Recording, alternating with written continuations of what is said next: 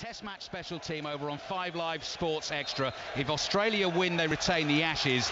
If England win, it's 1-1 with 2 tests to play. You won't miss a thing. We are underway. Bournemouth in the black and red vertical stripes, black shorts, black socks with the red tops, playing from left to right in the first half. And Manchester City, they warmed up in a sort of combination of light blue and violet training tops, but they are in their familiar light blue shirts, white shorts, white socks. And Steve Cook with the bouncing ball nods it back to his goalkeeper Aaron Ramsdale. And for him, Matt, just to get hands on ball, we heard from him in the build up to the show, he didn't sound daunted, but he's aware of the challenge that he certainly will face today against the Premier League's most potent attack, along with Liverpool, I guess. Absolutely. I mean, it's an amazing opportunity, but what comes with that is the pressure and almost the being overwhelmed at times. Josh King has overwhelmed Kevin De Bruyne, taking the ball off him, shoots from the edge of the box and hits it straight at Ederson. First chance to Bournemouth. I see Ryan Fraser there screaming at Josh King. It's a great bit of pressure. I think it's De Bruyne he robs, and Fraser's just on a little reverse pass to his left there. If he slides it, he opts to shoot, and he really doesn't get much purchase on the shot, and it trickles into Ederson in the end. Kyle Walker then in possession for Manchester City, in possession of that right back slot still as well. As we were saying, João Cancelo, Portuguese international, signed for £60 million from Juventus in the summer, is one of the substitutes again today. Andre Mariner is our referee, and there's a foul there on Adam Smith trying to get away down the right hand side from Zinchenko. Mariner spotted it, blew the whistle, free kick Bournemouth, and Bournemouth fans unhappy because Smith's quick and he was away. I mean, it's been brilliant start for Bournemouth out of possession. They're almost allowing Manchester City to have possession up to the halfway line, and then they're really applying that pressure straight on the touch. Already De Bruyne and Zinchenko been caught out.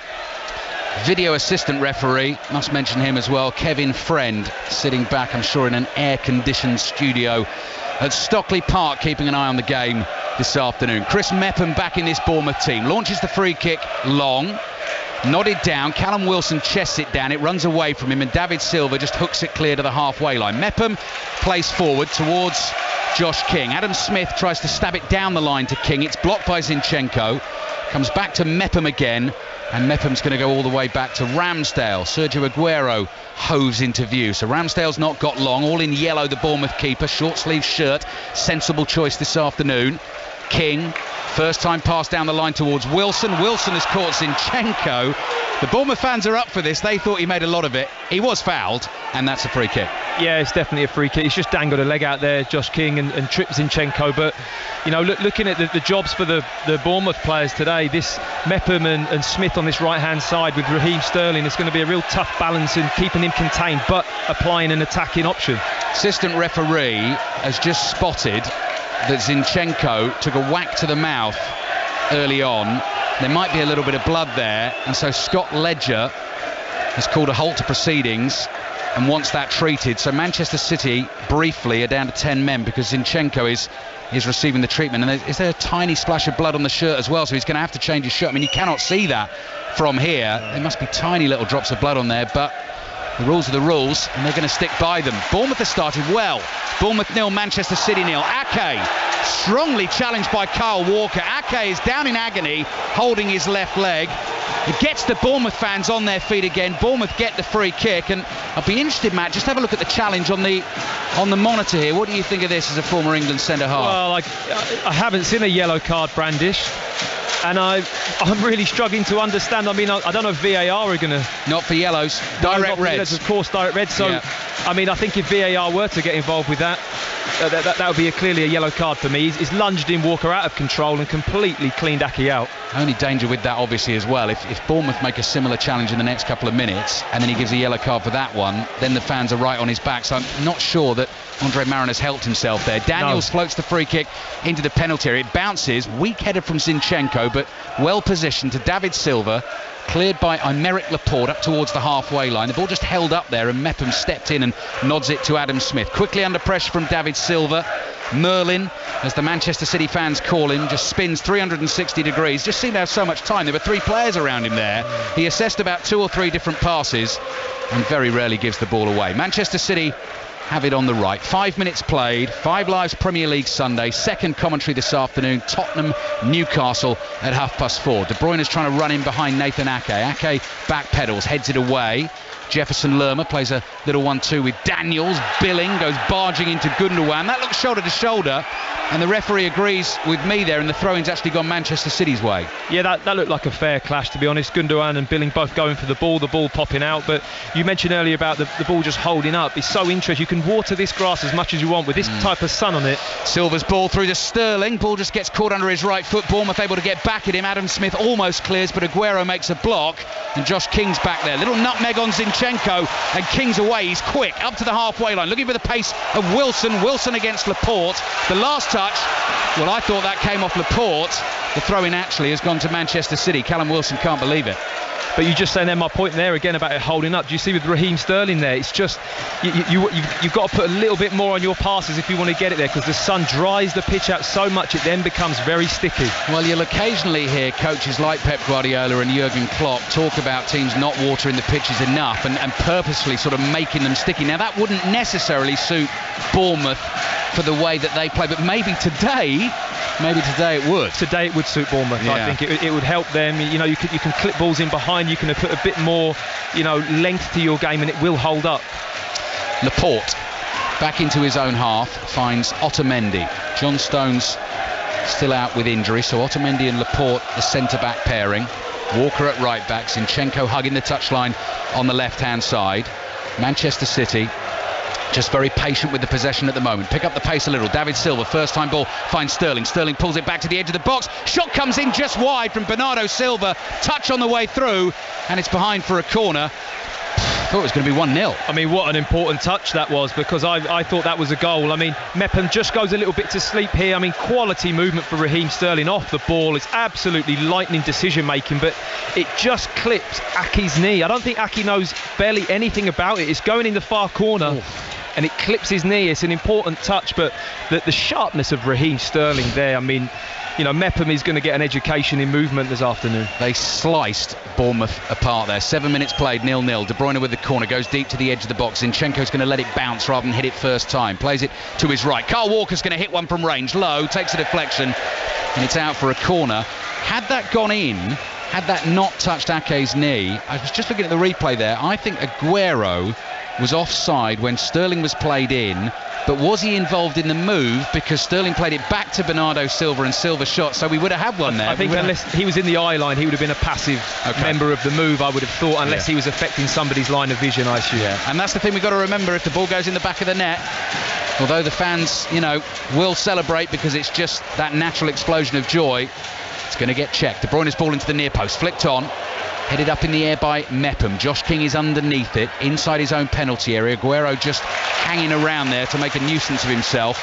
King did really well, held him off, brings the ball away. Bernardo Silva tackles him though, and he wins it back for Manchester City, high up the pitch on the right-hand side. 1-2 with Aguero. Aguero gets it again. Quick as a flash, he turns and plays his pass to Gundogan. Gundogan back to Zinchenko, rolls it across to De Bruyne.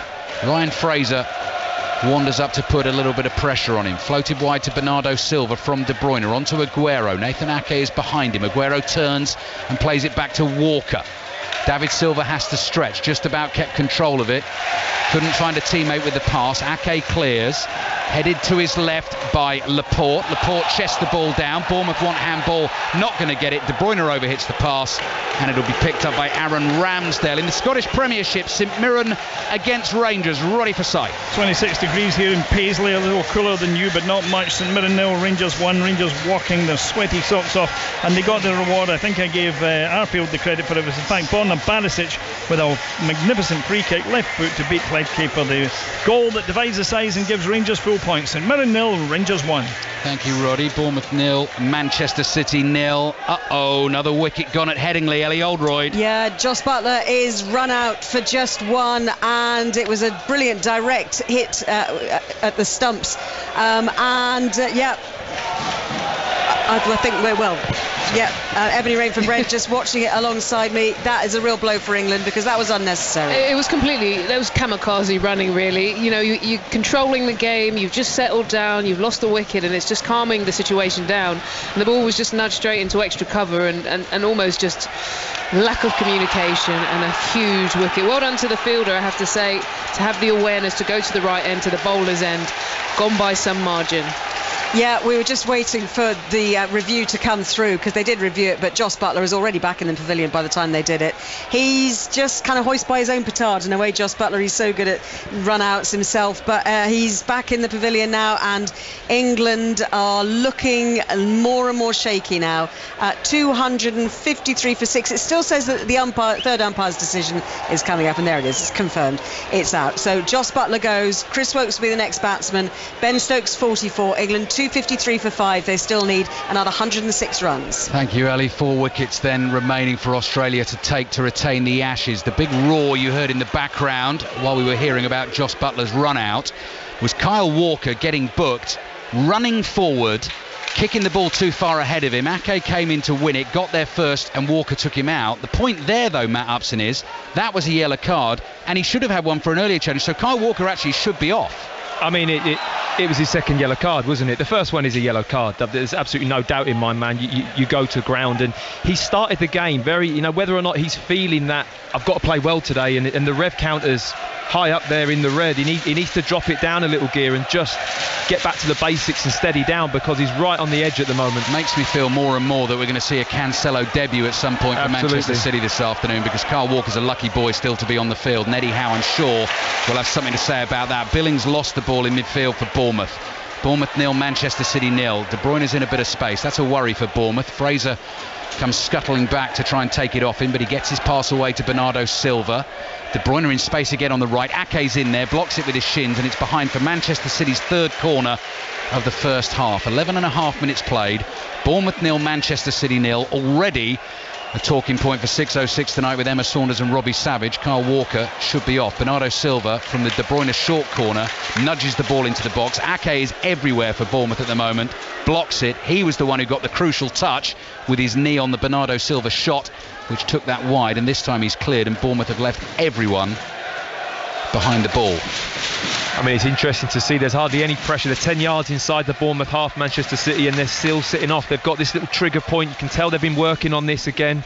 They're going to sit deep and try and spring on the counter. Here we go. Fraser with a long ball over the top. Offside flag stays down. Edison came miles out of his goal, has caught Callum Wilson. Andre Mariner has another decision to make, and Edison goes in the book for the yellow card. That is right over on the right-hand touchline. The ball had almost gone out of play. Edison was totally committed, came flying in, so he's on a yellow, and Kyle Walker also on a yellow, but could easily have been sent off. So Manchester City at the back here are just not quite there. No, I mean, you've seen a real mixed bag. They've had a few. I mean, that's so late and reckless from Edison. He's come all the way to the touchline and he's nowhere near the ball. He's cleaned Wilson out at his hip almost. I mean, it's not a red though, is it, It's Matt? not a red because his stud wasn't too high. It's almost like his knee or inner thigh's taking him out. So, I mean, if his studs were anywhere up there, I'd say, yeah, it's a red. But it's just such a blatant foul, and they've now got a tough free kick to defend. Comes in from Fraser's right foot. Edison underneath it. Billing jumps. Edison goes down. Manchester City want a free kick. Don't get it. Ake on the turn. Volleys it high over the bar. Thrilling start to this game. 13 minutes played. Bournemouth 0. Manchester City 0. Should just say again with the video assistant referee, they can rule on direct red cards. So they're looking at every incident in the game. They will have looked at the Edison challenge, but I think like us, they will feel that is not a straight red. The point being actually though, Matt, though, for the yellow that Kyle Walker did get for the second challenge, had he been on a first yellow and the referee had not given a yellow for the second one, VAR can't look at it for a yellow card. They can only look at it for straight reds, not for second yellows. It just seems bizarre to me, the choices on what's being looked at and what's not, because if you're going to look at fouls and yellow cards and reds, then why not look at them all? Yeah. Why not use it for them all? I don't understand that point. Laporte onto David Silva, to Aguero, back to Silva, Zinchenko, left-hand side, low ball into the penalty area, De Bruyne miscues it, Aguero, bottom corner, lethal, 10 yards out, only needs that one chance. So calm, just turned, slots the ball into the bottom corner. Manchester City riding their luck a little, but they're ahead. Bournemouth 0, Manchester City 1. I mean, Manchester City would be really relieved to get a goal at this point in the game. It was a difficult contest for them, but this right-hand side that I mentioned earlier with Smith and Mepham, they've got to be right on their game, and I think it's the movement from Raheem Sterling. So much as his tactical awareness moved on, he's made a lovely run inside, and he's just drawn Smith with him. It's allowed Zinchenko on the outside flank. There's a shank of an effort from, I think that came in. Was it De Bruyne came in, and it just drops to Aguero. And the Bournemouth players are just a little bit passive. They're not quite tight enough. They're not too sure where the ball's going to drop. It drops to Aguero's feet, and it's a simple left-footed side foot. Beautiful, calm finish right into the bottom corner. And, you know, a little bit fortunate Manchester City, I feel. Yeah, from the fantasy football point of view, Kevin De Bruyne might get an assist for that, and he doesn't really deserve it because... No, it's a complete miskick, wasn't it? He meant to strike it with his left foot. It fortunately just dropped into Aguero's feet. So that's the story. Bournemouth 0, Manchester City 1, but Kyle Walker could easily have been sent off. He's on a yellow card. Edison on the yellow card as well. Champions ahead, responding to Liverpool's win against Arsenal yesterday by 3-1. That has Liverpool on top of the table on 9 points. Manchester City win today. They will move into second spot on 7, having dropped the 2 points against Tottenham last weekend. England 4 wickets remaining and still 100 runs shy or so of their target to try and level the Ashes series in the third test at Headingley. Ball by ball commentary continues over on 5 Live Sports Extra. Bournemouth again happy to sit behind the ball here, very, very deep inside their own half. Manchester City now have the lead, toying with Bournemouth a little. De Bruyne and Silva looking for the 1-2. That was David Silva. Pass was cut out. Ryan Fraser. Pass back to Lerma. Lerma's little dummy on De Bruyne is good. Fraser with the outside of his right foot was looking for Josh King. The pass is behind him. It's gone out for a throw. It is tough, Matt, because if you're Eddie Howe, your team has started well. OK, they've been cut open a couple of times, but when you're up against the champions, a team as good as this, and Kyle Walker doesn't get sent off, they must be feeling really aggrieved down there. Definitely. I mean, there's no reason to change what they've been doing. You know, it's not one of those where you think you go one down, all of a sudden we have to change tact here. I don't think that's the case at the moment, but for me what it highlights is the cutting edge that Manchester City have all over the pitch. Whenever they create an opportunity, the quality and the movement and the ruthlessness of the finishing is just absolute world class. 234 goals Sergio Aguero now has for Manchester City, 167 of those in the Premier League. He's scored in all 3 Premier League games so far this season, possibly a little lucky to do so at West Ham because he got that retaken penalty when Declan Rice had encroached. The first one he hit was absolutely awful, but on the money again. Manchester City leading 1-0. Eddie Howe and his assistant Jason Tindall in conversation about what they can do to try and stem the flow, because since Manchester City have scored, they have taken total control of the football. Silva just trying to tickle a ball through to Aguero. Aguero couldn't control it, and Ramsdale grabs it with both hands. Matt Upson. I mean, he's so interesting. Raheem Sterling position, he's playing so narrow all of a sudden at the moment. He's almost playing next to Aguero when they've got possession of the ball, and he's saying to Smith and Mepham, go on, come inside. He wants to drag him in there, just like the goal opportunities. And then Zinchenko, if he times his run right, somebody will find him, and they're at the byline and cutting balls back into the 6-yard box and penalty spot. Edison, Manchester City's goalkeeper, pretty in pink this afternoon, shirt untucked, long sleeves, on the yellow card for the reckless challenge on Callum Wilson. Manchester City leading 1-0. Bournemouth have played Manchester City in league football in their history 14 times. They've never won. Since they've arrived in the Premier League, they've played them 8 times, lost all 8 by an aggregate of 25 goals to 3. But as I was saying, last 2 seasons here at home, they've run them close. Mepham's tackled by Sterling. Throw in for Bournemouth. 18 minutes played. Mepham just chucks the ball to Adam Smith. Smith is going to come down the touchline. Eddie Howe's asking for a little bit more movement from his team here. You can see him talking to Josh King, who's waiting for this throw-in. Throw-in goes long. Laporte wins the header. De Bruyne with the pass to Kyle Walker. Walker just jogging inside his own half, strokes a pass gently across the halfway line to Laporte, who languidly plays it on to Gundogan. Gundogan Little skip and a jump after his pass to Zinchenko. Wilson closing Gundogan down, gives him a little shove, knocks him to the floor. Gundogan gets the pass away. Walker now in the inside right channel, just inside the Bournemouth half. Plays it past Fraser. De Bruyne is there, on to Bernardo Silva. Silva on the dribble, inside the box, curling the cross in. Aguero chests it down, then lays it off to Zinchenko. He's got Sterling to his left, ball into the far post. Bernardo Silva was leaping. Volley from David Silva, well saved by Aaron Ramsdale. Otherwise it would have been 2-0. I mean, Bournemouth have to sharpen up when the ball's wide. You know, at the moment they're getting bodies back in, but you almost feel sometimes when there's too many in there, it's like too many cooks. Nobody really takes responsibility and locks into a man. There's a lot of movement from Manchester City, which makes it difficult to pick up, but you have to be decisive as a defender or a midfield player and say, I've got my man, and the communication is absolutely key. Bournemouth are the one Premier League team where you literally can have too many cooks spoiling the broth. Steve Cook is centre-back, but Lewis Cook is not fit today, but when he's in there, that literally can be the case for Bournemouth. 20 minutes in, they're trailing 1-0.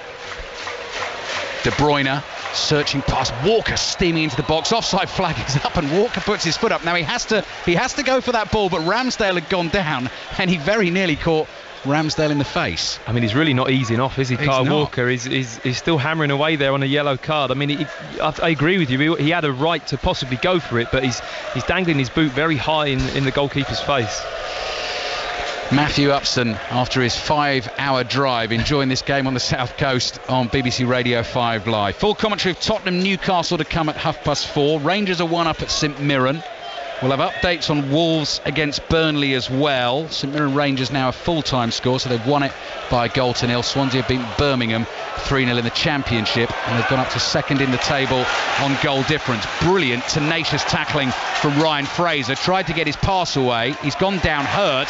Josh King has won the ball by the corner flag, though. Fraser gets to his feet. Zinchenko battles. Bournemouth have a throw on the right-hand side. Quickly to Headingley, Ellie Oldroyd. And applause for Ben Stokes, who has reached his 50. He's 51 not out. Chris Wokes is on 1.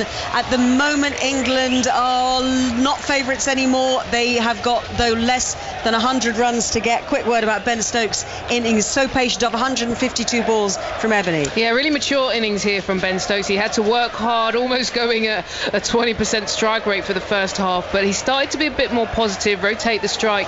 He is the key man. If he is there at the end, England could win this. 261 for 6 they need. Double figures to win. 98 runs with 4 wickets remaining. OK, Ellie, we're counting down in the commentary position here. 261 for 6. Now, when Josh Butler got run out, I looked at Matt Upson, and Matt, you just shook your head, and I think I agree with you. I actually asked the question at the start of the day, which was less likely, an England winning the Test or a Bournemouth win against Manchester City? Probably about the same, actually. Well, the same, but like you say, with that wicket, it just seems like it's sliding away from us a little bit. Run out as well. I mean, anyway, Manchester City 1-up. Otamendi on the ball. We've seen Pep Guardiola pop out a couple of times to the edge of the pitch. Gone very casual this afternoon with the t-shirt and sort of jeans look. Eddie Howe in club kit, tight-fitting black polo shirt and tracksuit trousers and black trainers. Walker side-footing a pass to De Bruyne. It's nice to see you've gone for the short sleeve option. I thought shorts, you know, Matt. I was thinking shorts, then I thought you won't get taken seriously. No, you can't really turn up with shorts. You can't. You can at golf tournaments. Yeah, I've done that, but I don't think you can turn up at football in shorts. David Silva, lovely turn and pass to Aguero. Fancies the shot here. Runs past Ake. Lays it off to De Bruyne. Hits that hard. Ake just 2 yards away. Makes the block. Ryan Fraser under a bit of pressure on the edge of his own box. Just wriggles out of it and plays the ball to Charlie Daniels. Daniels goes long towards Callum Wilson. Laporte climbs above him, heads it away. Kyle Walker gets there first. Interesting as well, isn't it, Matt? Walker gets that ball. Billing was closing in, and immediately just everyone goes back and drops. Anywhere high up into the Manchester City half, I think that the memo is to just disengage, drop back to the halfway line, roughly where they are now, and start again. And it's just that process. It's just you've got to be mindful that you may need to change that at some point. Bernardo Silva dancing into that Bournemouth penalty area on the right, cleared by Billing and out for a throw-in to Manchester City. It's also why it's so, the ball that got clipped in there from Daniels, when you do have possession and you're going to counter-attack, the quality of your pass is everything. Retaining possession or putting the ball in behind, it has to be good quality from Bournemouth. Yeah, because they've definitely got the players to take advantage of it if the ball is right, haven't they? Absolutely, they've got the pace. Laporte to Zinchenko. This is 40 yards from the Bournemouth goal. If you are just tuning in, Manchester City lead 1-0. Sergio Aguero with his 3rd goal of the season. Lovely, calm, left-footed finish into the bottom corner after Manchester City got in down the left-hand side. Daniels under pressure from David Silva, down by the byline, defending his own goal. Clears with his left foot. Did it take a flick on the way through? No, it didn't. Silva didn't get a touch, so Manchester City get the throw. And the more and more that you watch Manchester City in the early stages of the season, you're just reminded that De Bruyne missed so much of last season with injury, and just how blooming brilliant he is. Oh, he's my favourite player of the Premier League. I love what... Do you know what I love is the simplicity of what he does. It's so early. He you know, the 1 and 2 touch play that this guy's got and the vision he has is just something to behold. Zinchenko on the left for Manchester City. So possession now very much in the away team's favour. De Bruyne's not quite got that one right. He was looking for the run of Kyle Walker, who was at full speed down the right, and the pass was just a little too straight from De Bruyne, but again it was just a touch and away it went. He knew what he wanted to do. That cross for the Sterling header is my favourite pass of the season so far. Oh, you'll see them all the time. He'll just see a pass that it really isn't on. You know, the fact that he then attempts to hit it and he executes it is so good. But 1 or 2 touch all the time, I think is great for a young player to look at and see how simple he keeps the game. Billing battling for Bournemouth, as is Josh King, nudged off it by Sterling, who's featured in patches, but again with Sterling, it's just the threat. It's just knowing that he's there and knowing you cannot take your eyes off him for a second. Throw into David Silva. Zinchenko under pressure from Jefferson Lerma. His option is Laporte, deep on the byline. Clears with his left foot. Nathan Ake is there. Aguero in his face, so Ake comes back to Ramsdale. Ramsdale takes 1 touch, hurried slightly and overhits the clearance. And it's out for a throw-in to Manchester City. We're heading back to Headingley. If you're an England cricket fan, that's not going to be good news, Ellie Oldroyd. I'm afraid not. Chris Wokes is out. 8 balls faced, 1 run on the board. He's absolutely livid with himself, just driving to cover point and caught by Matthew Wade. And it's another wicket for Josh Hazlewood, who has been the pick of the Aussie bowlers here, Ebony. It's just frustrating here. The last 3 wickets have gone in a fashion that you feel they've given it away to the Australians rather than being gotten out. Just a loose drive, didn't really commit to the shot, just hit it on the up straight to the field. A lovely catchable height. Australia now in the driving seat. Yeah, they still need another 98 runs, England, and there's only 3 wickets left. 261 for 7 as Jofra Archer comes out. He's had heroics with the ball in this series. We need big heroics for him with the bat. Well, it's never over until it's over. Full commentary on 5 Live Sports Extra. 98 runs needed. Jofra Archer coming out. 3 wickets remaining. If Australia get them, they retain the Ashes with 2 tests to play. Eddie Howe just asking for a bit more from his team, but they've done okay, haven't they? They've done okay, but just while we were at Headingley there was another half chance. Yeah. Sterling was offside, and they're just playing these little triangles in front of the Bournemouth back 4. Adam Smith onto it for Bournemouth, up to the edge of the Manchester City box. Wilson couldn't quite take it in turn. Otamendi is there to block it. Back to Zinchenko. Edison, now he's got the ball on his own goal line and just so casually takes a touch. I mean, Wilson didn't come steaming in. No panic though, plays his pass out. De Bruyne. First touch perfect. Pass away to David Silva. He leaves it for his namesake, Bernardo. Back to David. Now Kyle Walker on the right. Little layoff to David Silva again. Bernardo Silva making the run, but David Silva goes sideways to Gundogan. 25 yards out for Manchester City. Eddie Howe looking tense on the touchline here, the Bournemouth boss. Gundogan and Zinchenko exchange passes. City have just slowed it down again. They're leading Bournemouth 1-0. De Bruyne trying to lace one through the middle again for Aguero. It came bouncing back to him off the block off Billing. And so Manchester City will just recycle it again. Laporte for Aguero in space, edge of the box. Ake in front of him, left-footed shot, couple of deflections, through it goes, and this one is behind for a goal kick. But you probably heard the surprise in my voice there, Matt, because the pass came through and Aguero was on his own. He was on his own, but such was the quality of the pass from Laporte. I mean, as centre-backs and midfield, you talk about breaking lines with a progressive pass, and Laporte there, I mean, he's broken 2 lines of play. It was I didn't even see it was on. He's whipped it with his left foot and bent it into Aguero, which is why you were probably so surprised. I think Ake and Cook were as surprised as you that the ball made it through to Aguero, and I don't think he was quite ready for it and fumbled it a little bit. But what a brilliant pass from the Merritt Laporte. Zinchenko with a header away. Bernardo Silva first touch on the volley, just runs away from him. Mepham is able to play his pass to Billing, but Bernardo Silva tirelessly comes chasing after him. Floated pass out to Ake. Ake wants to go a little bit longer down the left-hand side. Was looking for Fraser. Missed control from Otamendi. Huge shout of handball from the Bournemouth fans. De Bruyne now looking for one over the top to Sterling, and has just slightly overhit the pass. Ramsdale gets it. The Bournemouth keeper launches it. Overarm out to the right-hand side. Adam Smith has some space to work with, but comes back to Mepham. Mepham across to Steve Cook. Cook to Mepham. Manchester City closing in. Billing gets it 30 yards from his own goal. Aguero just lurking behind him. Billing felt his presence, so plays it back to Ramsdale. Ramsdale with a short pass back to Billing. So Bournemouth trying to play out here, and then you saw Manchester City suddenly sniff an opportunity and close in. They've gone longer. Adam Smith flicks it over his own head with his heel. Laporte heads it away. Zinchenko down to Gundogan. Sterling tries to get onto it. Mepham gets there first. Lovely turn from Lerma in midfield. Has to stretch. Might have been caught by De Bruyne. No free kick. Lerma had lost control of the ball. David Silva saw the pass was on to Sterling. Edge of the box. Sterling just thinking and toying, and then chips a left-footed ball into the shins of the defender. Gundogan nods the clearance down. Mepham blocks it. Bernardo Silva says handball. Andre Mariner says no.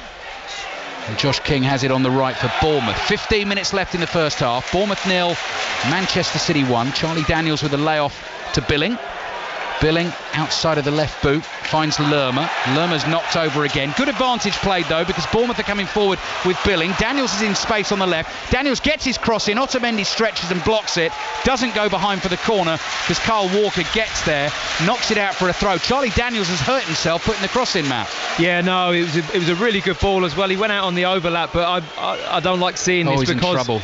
You see these situations where they look so innocuous in terms of there was not a lot of contact, and they're the type of situations where you can end up really hurting yourself. But it was really patient build-up play from Bournemouth. They had control of the ball wide from Billing on the full stretch, Daniels, and he whips it, and it's almost like he gets his right leg caught in the turf as he strikes the ball.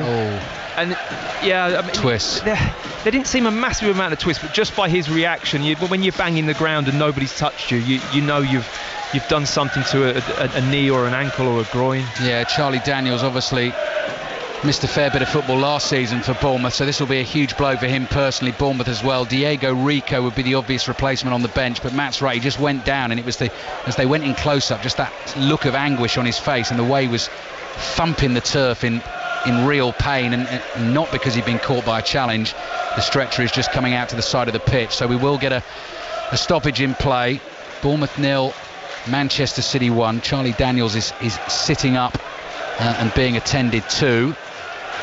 Bournemouth will have a throw when the time comes. Go on, sorry, it's a definite knee injury from what they're assessing, and I think as his standing leg was there, he was on full tilt, wasn't he? Billing really rolled it in front of him. Walker was closing down, looking like he was going to make a tackle, and he whipped it first time on the run, Daniels, and I just don't think his right leg, which was his standing leg, was able to take the force of how he was moving. Well, it gives us a chance to get back to Headingley for the latest on the Test match. Eleanor Oldroyd. Yeah, it was looking so optimistic at lunch, although, we were kind of cautiously optimistic at least with 4 wickets, only 4 wickets down, but now 7 wickets down, 262 for 7. Those 97 runs still needed look a long way away, even though Ben Stokes is still there, Ebony Rainford-Brent, and he is the absolute key here. Yeah, it's going to be all about the strategy now he employs, knowing that losing wickets at the other end at the moment, he can dig deep, he can be patient, but another wicket or two he might have to start taking a couple of risks to chop away at that total, but very much in Australia's favour. Australia are on top here, and don't forget that if they win, then the Ashes are gone from an England point of view. They will only be able to draw the series, and because Australia already hold the Ashes, they will retain them. But let's not give up hope quite yet. Ben Stokes could still do it. 262 for 7. Never give up, that is my motto. I am 3-0 down already to Chris Sutton in Sutton Death on 6:06 on Saturday nights. I'm not giving up, Matt. It's not going well. 3-0. 3-0. I've lost the first 3. Oh. I tell you what, you'd be embarrassed at what I did last time. By the way, Charlie Daniels is still down. The stretcher came onto the field briefly and has gone off again. So whether he feels he's going to be able to get to his feet, we'll just have to wait and see. But you're not missing any of the football. So the category last night, I mean, it actually makes me physically sick to think about how badly I got it wrong. The category last night was the team sheet from the 2007 FA Cup final. So that's Chelsea, Manchester United. We rattled off the obvious, Cech, Lampard, Drogba, Giggs, Ferdinand, Vidic, and then for some reason, I don't know what possessed me, I went Florent Malouda with the likes of Scholes was still out there. Rooney, we didn't say Rooney or Ronaldo. Fletcher, Carrick. Honestly, it's just. There was some howlers then. Basically, why I'm reliving it on national radio again, I don't know. But the point I was trying to make is don't give up, because I'm not giving up, so England shouldn't give up. Charlie Daniels is still down. Just when we were coming back there, Matt, what had you spotted? You were just pointing across the pitch to. I'm more at the screening looking at Harry Wilson's been getting stripped. Oh right, okay. So. It would be quite a brave move. I think it's obviously a far more offensive move to put Harry Wilson on. I think he's been having a good chat. He's stripped. He's got the shirt off. He's ready to come on for Daniels. So stretcher is on the field, and Charlie Daniels is on it, and he's been hoisted up, and he's being lifted off the pitch. And quite rightly, he is getting a standing ovation from Manchester City fans as well, because that's happened right in front of them. And it's, Matt, you've been through it as a player, particularly when you've been out with injury and you come back, and don't you know how hard the work is going to be to get back on the field. It's just awful. I really wish him luck and hope it all goes as well as possible. I hope his problem isn't too severe and it's just something that is a bit of a problem, but it's never good when you go down without any contact. You know that you've done something internally then. Right, well, Matt spotted it. Harry Wilson is going to come on for Bournemouth, so that's maybe not what Pep Guardiola was expecting. It's positive from Eddie Howe. They're trailing by 1-0. They're going to be feeling a little bit unlucky, because I think Matt and I both agree that Kyle Walker could easily have seen 2 yellow cards in this game rather than just the one. Wilson is on. He tries to get a quick word with Charlie Daniels, but Daniels, I'm guessing here, he looks like he's in tears because his eyes are hidden by his hands. He's flat on his back and he just looks distraught. You know when you've done something bad as a player. You've got that feeling. It's almost like a noise or a pain, and you just know when it's bad. Throw in then for Bournemouth. We're going to get a fair bit of added time at the end of this first half. Long one into the box, shot on target from Ake, but he slightly scuffed it. It bounced into the turf, and Ederson made the save. And I guess the other point there as well, Matt, is Charlie Daniels is 32 years old. Yep. So harder to get back, and your career is heading towards the end. There's of the never career. a good time, but the later you go, the longer that recovery is. Your body doesn't quite heal as well as it should do. You lose a bit of mobility, a bit of range in your body, and it just becomes harder and harder. Zinchenko to Laporte. So that has silenced the home fans for a while, just a little bit shocked and saddened by the injury to Charlie Daniels. As soon as we get an update on it, we will bring that to you here on 5 Live. Tottenham Newcastle's our commentary at 4:30. Emma Saunders and Robbie Savage are taking the calls tonight on 6:06 from 6:30. Plenty to talk about in this game already. Mepham to Billing. Billing strokes a pass with his left foot. Wilson it's just going to run away from him. Wilson had the edge on Laporte there and could have got there, just drifted out of play. That's what you were saying, Matt, about getting that pass right. They're the passes we need. The ball's holding up a little bit. Bournemouth have the pace and they have the quality to hurt Manchester City on the counter-attack. They've just got to be better at it. Manchester City have the ball with Kyle Walker on the right. Pacey pass looking for De Bruyne. It's cut out by Jefferson Lerma. Now a chance for Josh King to stretch his legs down the left-hand side. Walker's chasing. King's ball infield. Finds Harry Wilson. First touch just gets away from him on the half volley. Zinchenko heads it away. Lerma gets it for Bournemouth. Fraser now. Chance to run at the Manchester City defenders. Opts for the pass to King. King on the edge of the area. Cross takes a little deflection. Wilson underneath it, but so is Zinchenko. Zinchenko gets a header on it. Wilson is able to collect it for Bournemouth over on the right wing in his bright white boots, having scored against Aston Villa. Cross into the far post, takes a deflection. Otamendi chested it down. It's over the bar from Adam Smith, because Ederson got an amazing touch on the ball. What on earth was Nicolas Otamendi thinking there? He's chested it down and he's gifted it to Adam Smith. It could so easily have been 1-1. Well, the only thing I can think of there, that the ball came down at such a bad angle, but it didn't. He just needed to stoop and head it out for a corner anywhere, but it dropped straight down and it should be 1-1. Edison reacted as quick as a flash. He stuck an arm out. A brilliant save, wasn't it? Oh, wow. He just made his body big. Fraser's ball in on the corner and Edison grabs it with both hands, but he's just done that sort of starfish jump, arms and legs. It's caught his right hand and he's deflected it wide, but that would have been Otamendi's fault. Manchester City's break is cut out by Lerma. He's chased by Aguero. 7 minutes remaining in the first half, and when we get the next break in play, just going to ask you, Matt, about the way Bournemouth have lined up since Charlie Daniels has gone off, because, and there's a goal kick here to Manchester City, Harry Wilson has come over to the right-hand side. Yep. I think he's switched him over, and he's looking at... and Fraser's gone back to that sort of left wing back role. Fraser's gone back to his usual role. I think he's a little bit more reliable in that sense, Fraser. He gets up and down well, he puts in a shift, he's playing that left wing back, and we showed from the opportunity there, Harry Wilson will want to come inside onto his left foot, and he's got a great record of scoring from longer range and outside the box. He's a very dangerous striker of the ball. Ramsdale, Bournemouth's keeper, clears with his right foot, beaten by an ice-cool Sergio Aguero finish after 15 minutes of this game. The only goal of the game so far, 6 minutes plus added time. I think there'll be a fair bit of that at the end of the first half because of the injury to Daniels. Otamendi with a rush clearance. Ryan Fraser gets onto it just over the halfway line. Played to Lerma. Gundogan steps forward from the Manchester City midfield three to put the pressure on. Lerma is taking a slight knock there, but he picks himself up to his feet, having gone down. It was a heavy tackle from Kyle Walker again. He's still, going in hard. Walker went in hard on Lerma. He won it fairly, but again, it was one of those tackles that mistime it slightly. It could just go wrong. He's on a yellow card. Ederson's on a yellow card. Lerma with the diagonal ball towards Wilson. That's a proper defensive header from Zinchenko. Plants the full head on it and knocks it back to his goalkeeper, Ederson, who rolls it out to De Bruyne. De Bruyne just in first gear there, trotting forward to Gundogan. Back to De Bruyne.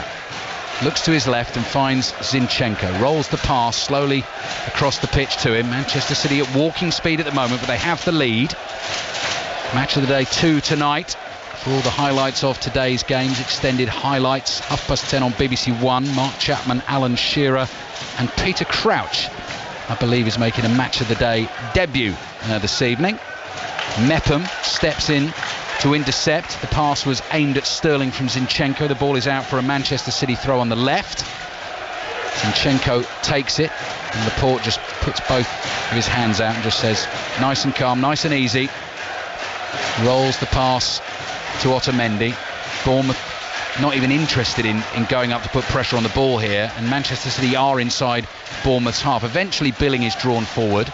Laporte plays it to Otamendi. Wilson then comes forward, as does Josh King. King is quickly onto Walker, just got a bit over enthusiastic, shoves him in the back, and Manchester City get the free kick. It's a shame he fouled there, King, because Walker was in a little bit of trouble. He miscontrolled it. He was going back towards his own goal. It's interesting from Bournemouth. I'm not saying that they're not pressing, they're sitting deep, but when they go, they really are going with a purpose. Bernardo Silva on the right for Manchester City. Finds David Silva, turns, quick pass, Sterling's in! Sterling scores! 5th goal of the season for Raheem Sterling. Lovely pass from David Silva to find him. Killed it stone dead with the first touch, and as soon as he did that, you knew it was in the back of the net. Bournemouth 0, Manchester City 2. Well, it comes from this left-hand side of Manchester City again, and Bournemouth's right-hand side haven't been able to cope with them. The ball gets switched across to Bernardo Silva brilliantly. It's a lovely play from David Silva, but I think it's Smith. He just goes to sleep. Mepham's so tucked in narrow that Sterling just gets between the right wing back and the centre back, and Smith just switches off. It's a fraction, but the cutting edge of this Manchester City team and the ruthlessness with Sterling and his movement and his finishing. It's a toe punt, just comes into the 6-yard line and toe punts it in. It's a brilliant goal from them. Right, let's just wait and see, because the game hasn't kicked off just yet. I think that goal is going to stand. Raheem Sterling will have his 5th of the season, but actually Andre Mariner, he's happy now, blows his whistle, and so there you get that delayed reaction. So you celebrate the goal once, and then when it gets confirmed by VAR, you get it again. And there was nothing on there that looked like it. I mean, no. Sterling's run was timed to perfection, wasn't it? He arrived, he saw the transfer of the ball into David Silva, he made his move. It was decisive, it was clinical. And I think that these are the words of this Manchester City side at the moment. Yeah, in the build-up to the game, we were talking about this piece in the Sunday Times today, written by Jonathan Northcroft, about the art of the tap-in and how Manchester City, the large majority of their goals are tap-ins, and Raheem Sterling scores more than anyone, but it's getting yourself in that position to have the tap-in. And I think that's the big conundrum with Raheem Sterling. We're all talking about him in terms of how well he's playing, but for me, the biggest thing and why he's so special at the moment is all the work he does off the ball, and his timing, Ali, it's just superb. That is a prime example of a player knowing exactly what David Silva's going to do and timing his run to perfection. And Smith, he just couldn't react quick enough. Sterling on the ball for Manchester City, so they lead 2-0 into the last minute of the first half. Bit of added time to come as well. De Bruyne on the ball. Manchester City in total control and heading their way towards 7 points in this early Premier League table, which will put them 1 ahead of Arsenal and tuck them in 2 behind Liverpool. 1 game to go until the early international break. Philip Billings scoops a pass in the air. Ake heads it on.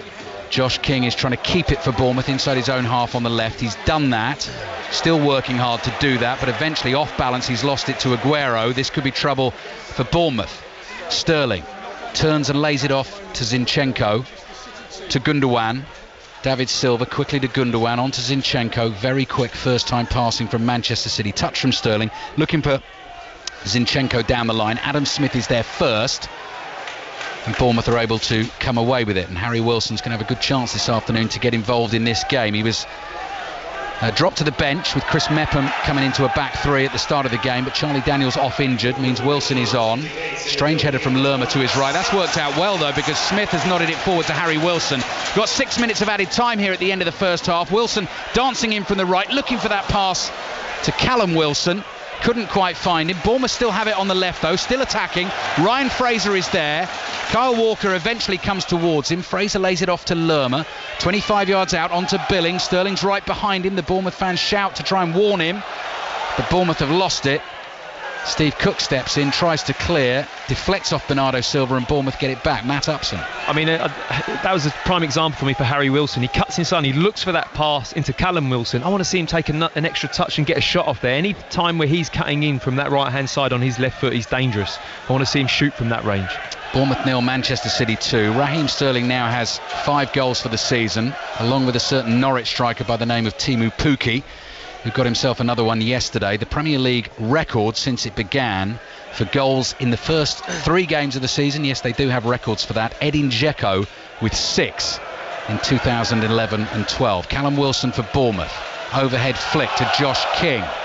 Gundogan jumps in to win it for Manchester City. Volley clearance, nicely taken out of the sky by Mepham. Gets away from David Silva, then looks for the pass. Callum Wilson goes down 25 yards from goal in a central position. Laporte with the foul. Bournemouth have a free kick. They need a goal. Oh, they're desperate for a goal. They need something to happen, and Laporte here just gets a little bit over-committed into that. He wants to step in front of Callum Wilson, but such as the strong lad that Callum Wilson is, he can't quite get round him, so he has to go through him to the ball in the end, and this is a dangerous free kick. I see Harry Wilson lining up. He's got a lovely dip in left foot. Yeah, that's the advantage now, and obviously they didn't want Charlie Daniels to get injured, but Harry Wilson is a specialist. Derby last season, he stuck a few of these in.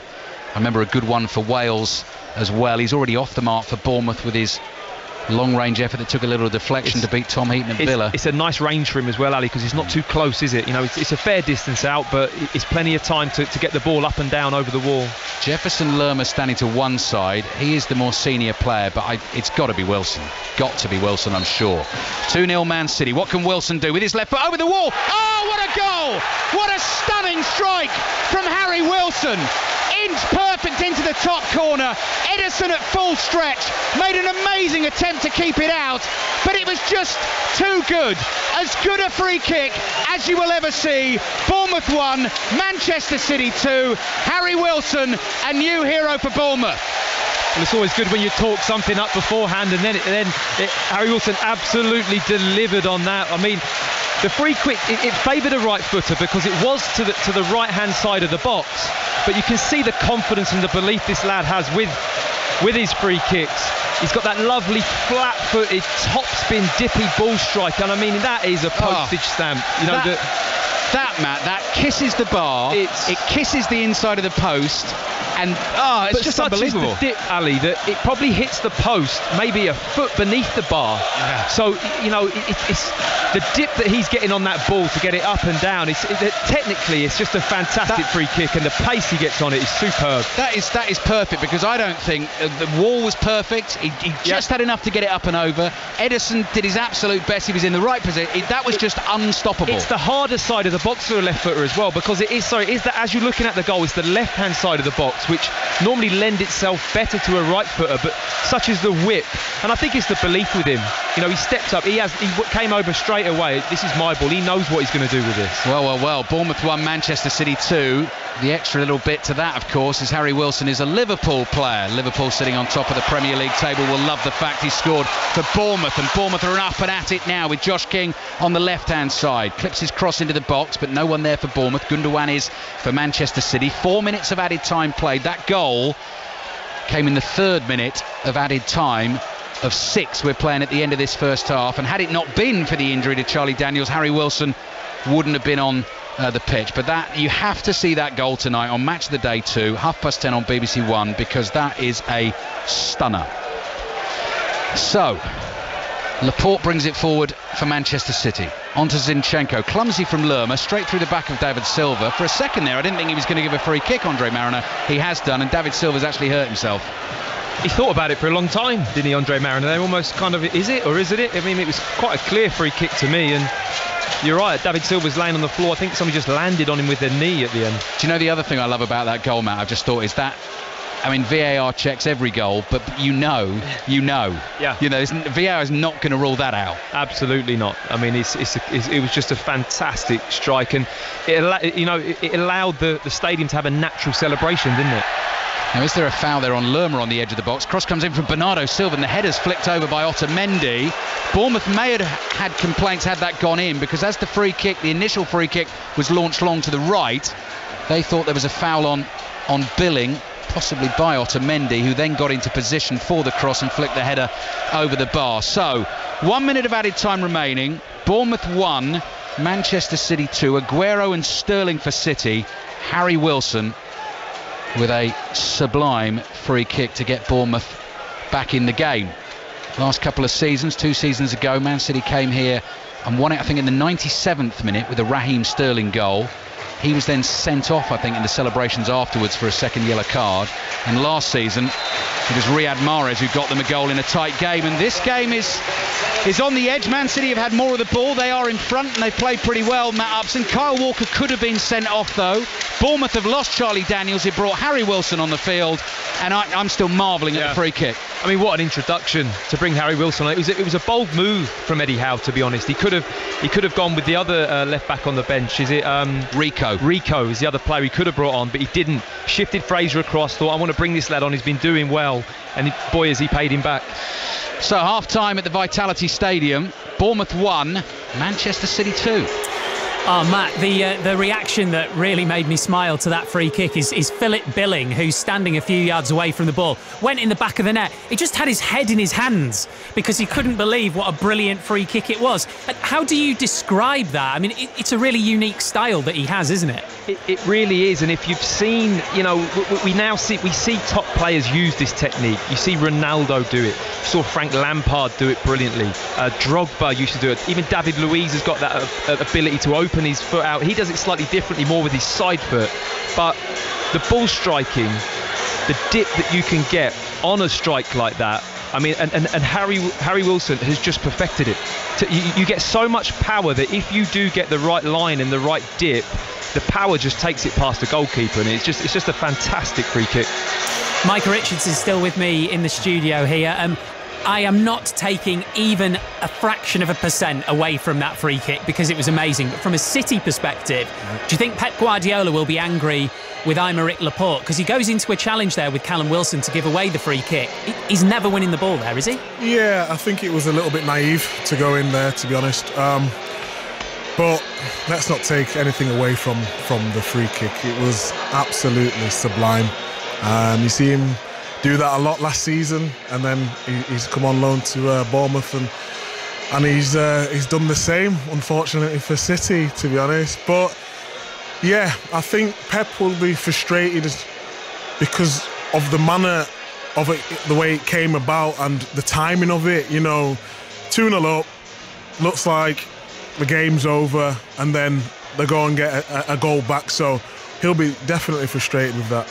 More from Micah, Matt and Ali to come. We will have, of course, second half commentary here live on 5 Live Premier League Sunday. Manchester City lead 2-1 at Bournemouth thanks to goals from Aguero and Sterling. Then that brilliant Harry Wilson free kick has got Eddie Howe's side back in the game. Then from 4:30, Tottenham Hotspur against Newcastle United. We'll pay our first visit to the Tottenham Hotspur Stadium very shortly. We'll also have updates from the British Athletics, from the Ashes as well, and from everything happening in the Scottish Premiership, as well as our other Premier League game later, Wolves against Burnley. Now we're going to get the news on 5 Live with Stuart Clarkson. On digital, BBC Sounds, smart speaker and online. This is BBC Radio 5 Live. Boris Johnson says the chance of reaching a Brexit deal with the EU is now touch and go. The Prime Minister's been meeting the President of the European Council, Donald Tusk, this afternoon. Mr Johnson says avoiding a no deal will depend on the willingness of Brussels to cooperate. Officials in Mallorca say 5 people have been killed after a crash involving a helicopter and a light aircraft. It happened near Inca this lunchtime. A murder investigation has started in Maidstone after a man was stabbed in the High Street. At about 3 o'clock this morning, Kent police say 4 other people were also injured in the trouble. 4 men aged 19 to 23 have been arrested. British Airways says all passengers who rebooked flights when they were mistakenly told theirs had been cancelled will get a refund. The airline has apologised for the error. It emailed people it said would be affected by a pilot strike when their flights actually weren't being cancelled. And the Met Office says a new record temperature has been set for the late August bank holiday weekend. 31.6 has been recorded at Heathrow today. That's just 0.1 degree higher than the previous record from 2001. This is BBC Radio 5 Live. On digital, BBC Sounds, smart speaker and online. Got some problems on the M55 in Lancashire, so this is heading between the M6 and Blackpool. An accident there means traffic is queuing. This is from junction 3 at Kirkham to junction 4, Preston New Road on the way into Blackpool. Already a lot of traffic in that area going to Blackpool this weekend, so that is causing some quite catastrophic queues at the moment heading in towards Blackpool. The M40 southbound in Oxfordshire, all the traffic being held at the moment around junction 9 at Bicester, between there and 8 for Oxford because of an accident. There are queues on the M4 heading west. One lane is shut between Teal at junction 12 and 13 for Cheveley.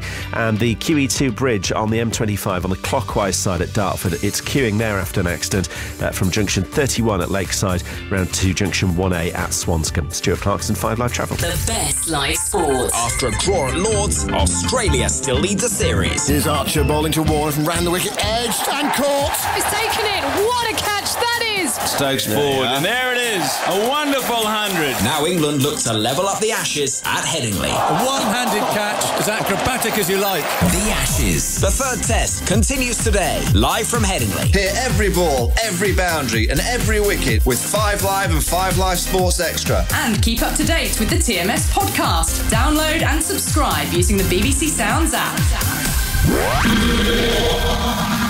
More live Premier League football than anyone else. 5 Live's Premier League Sunday. Welcome back to 5 Live Premier League Sunday with me, Steve Crossman. Let's go back to Headingley now.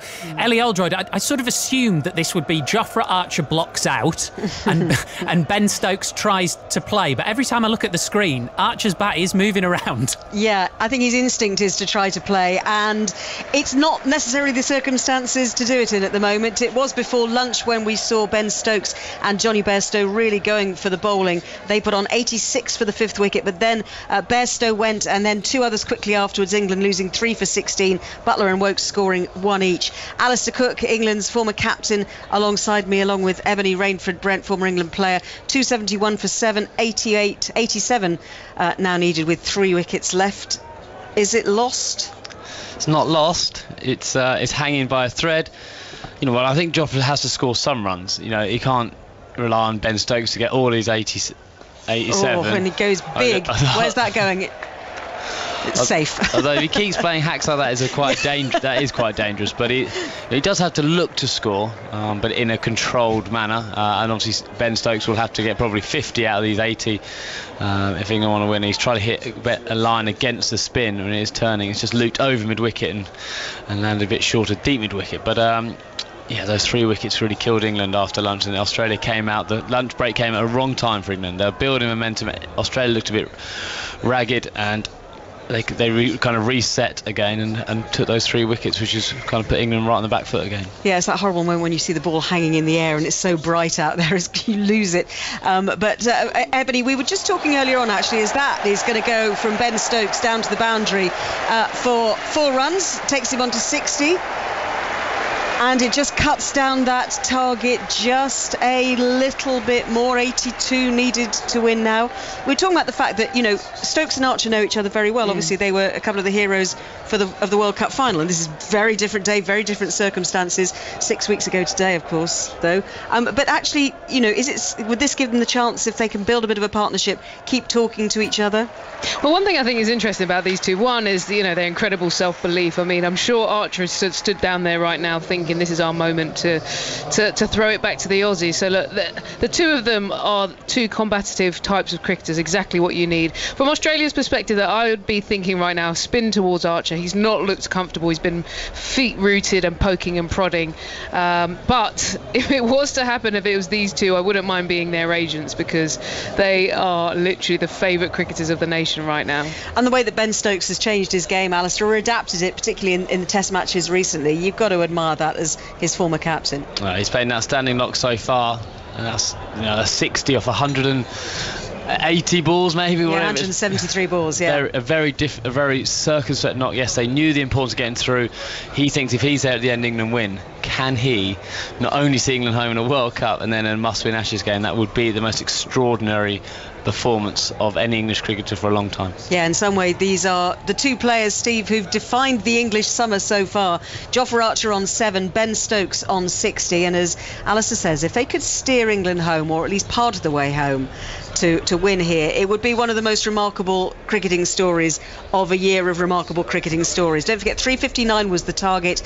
It's down to 82 runs now, but they've only got 3 wickets left. Australia favourites at the moment, England 277 for 7. Oh, it's going to be so tight, isn't it? Thank you very much, guys. Commentary of that third Ashes test right now on 5 Live Sports Extra, as Ben Stokes and Jofra Archer try and just find a way to get England over the line. We've also got the British Championships going on. They're the trials for next month's World Championships in Doha. Mike Costello and Alison Kirbishley are watching for us. What's happened so far, Mike?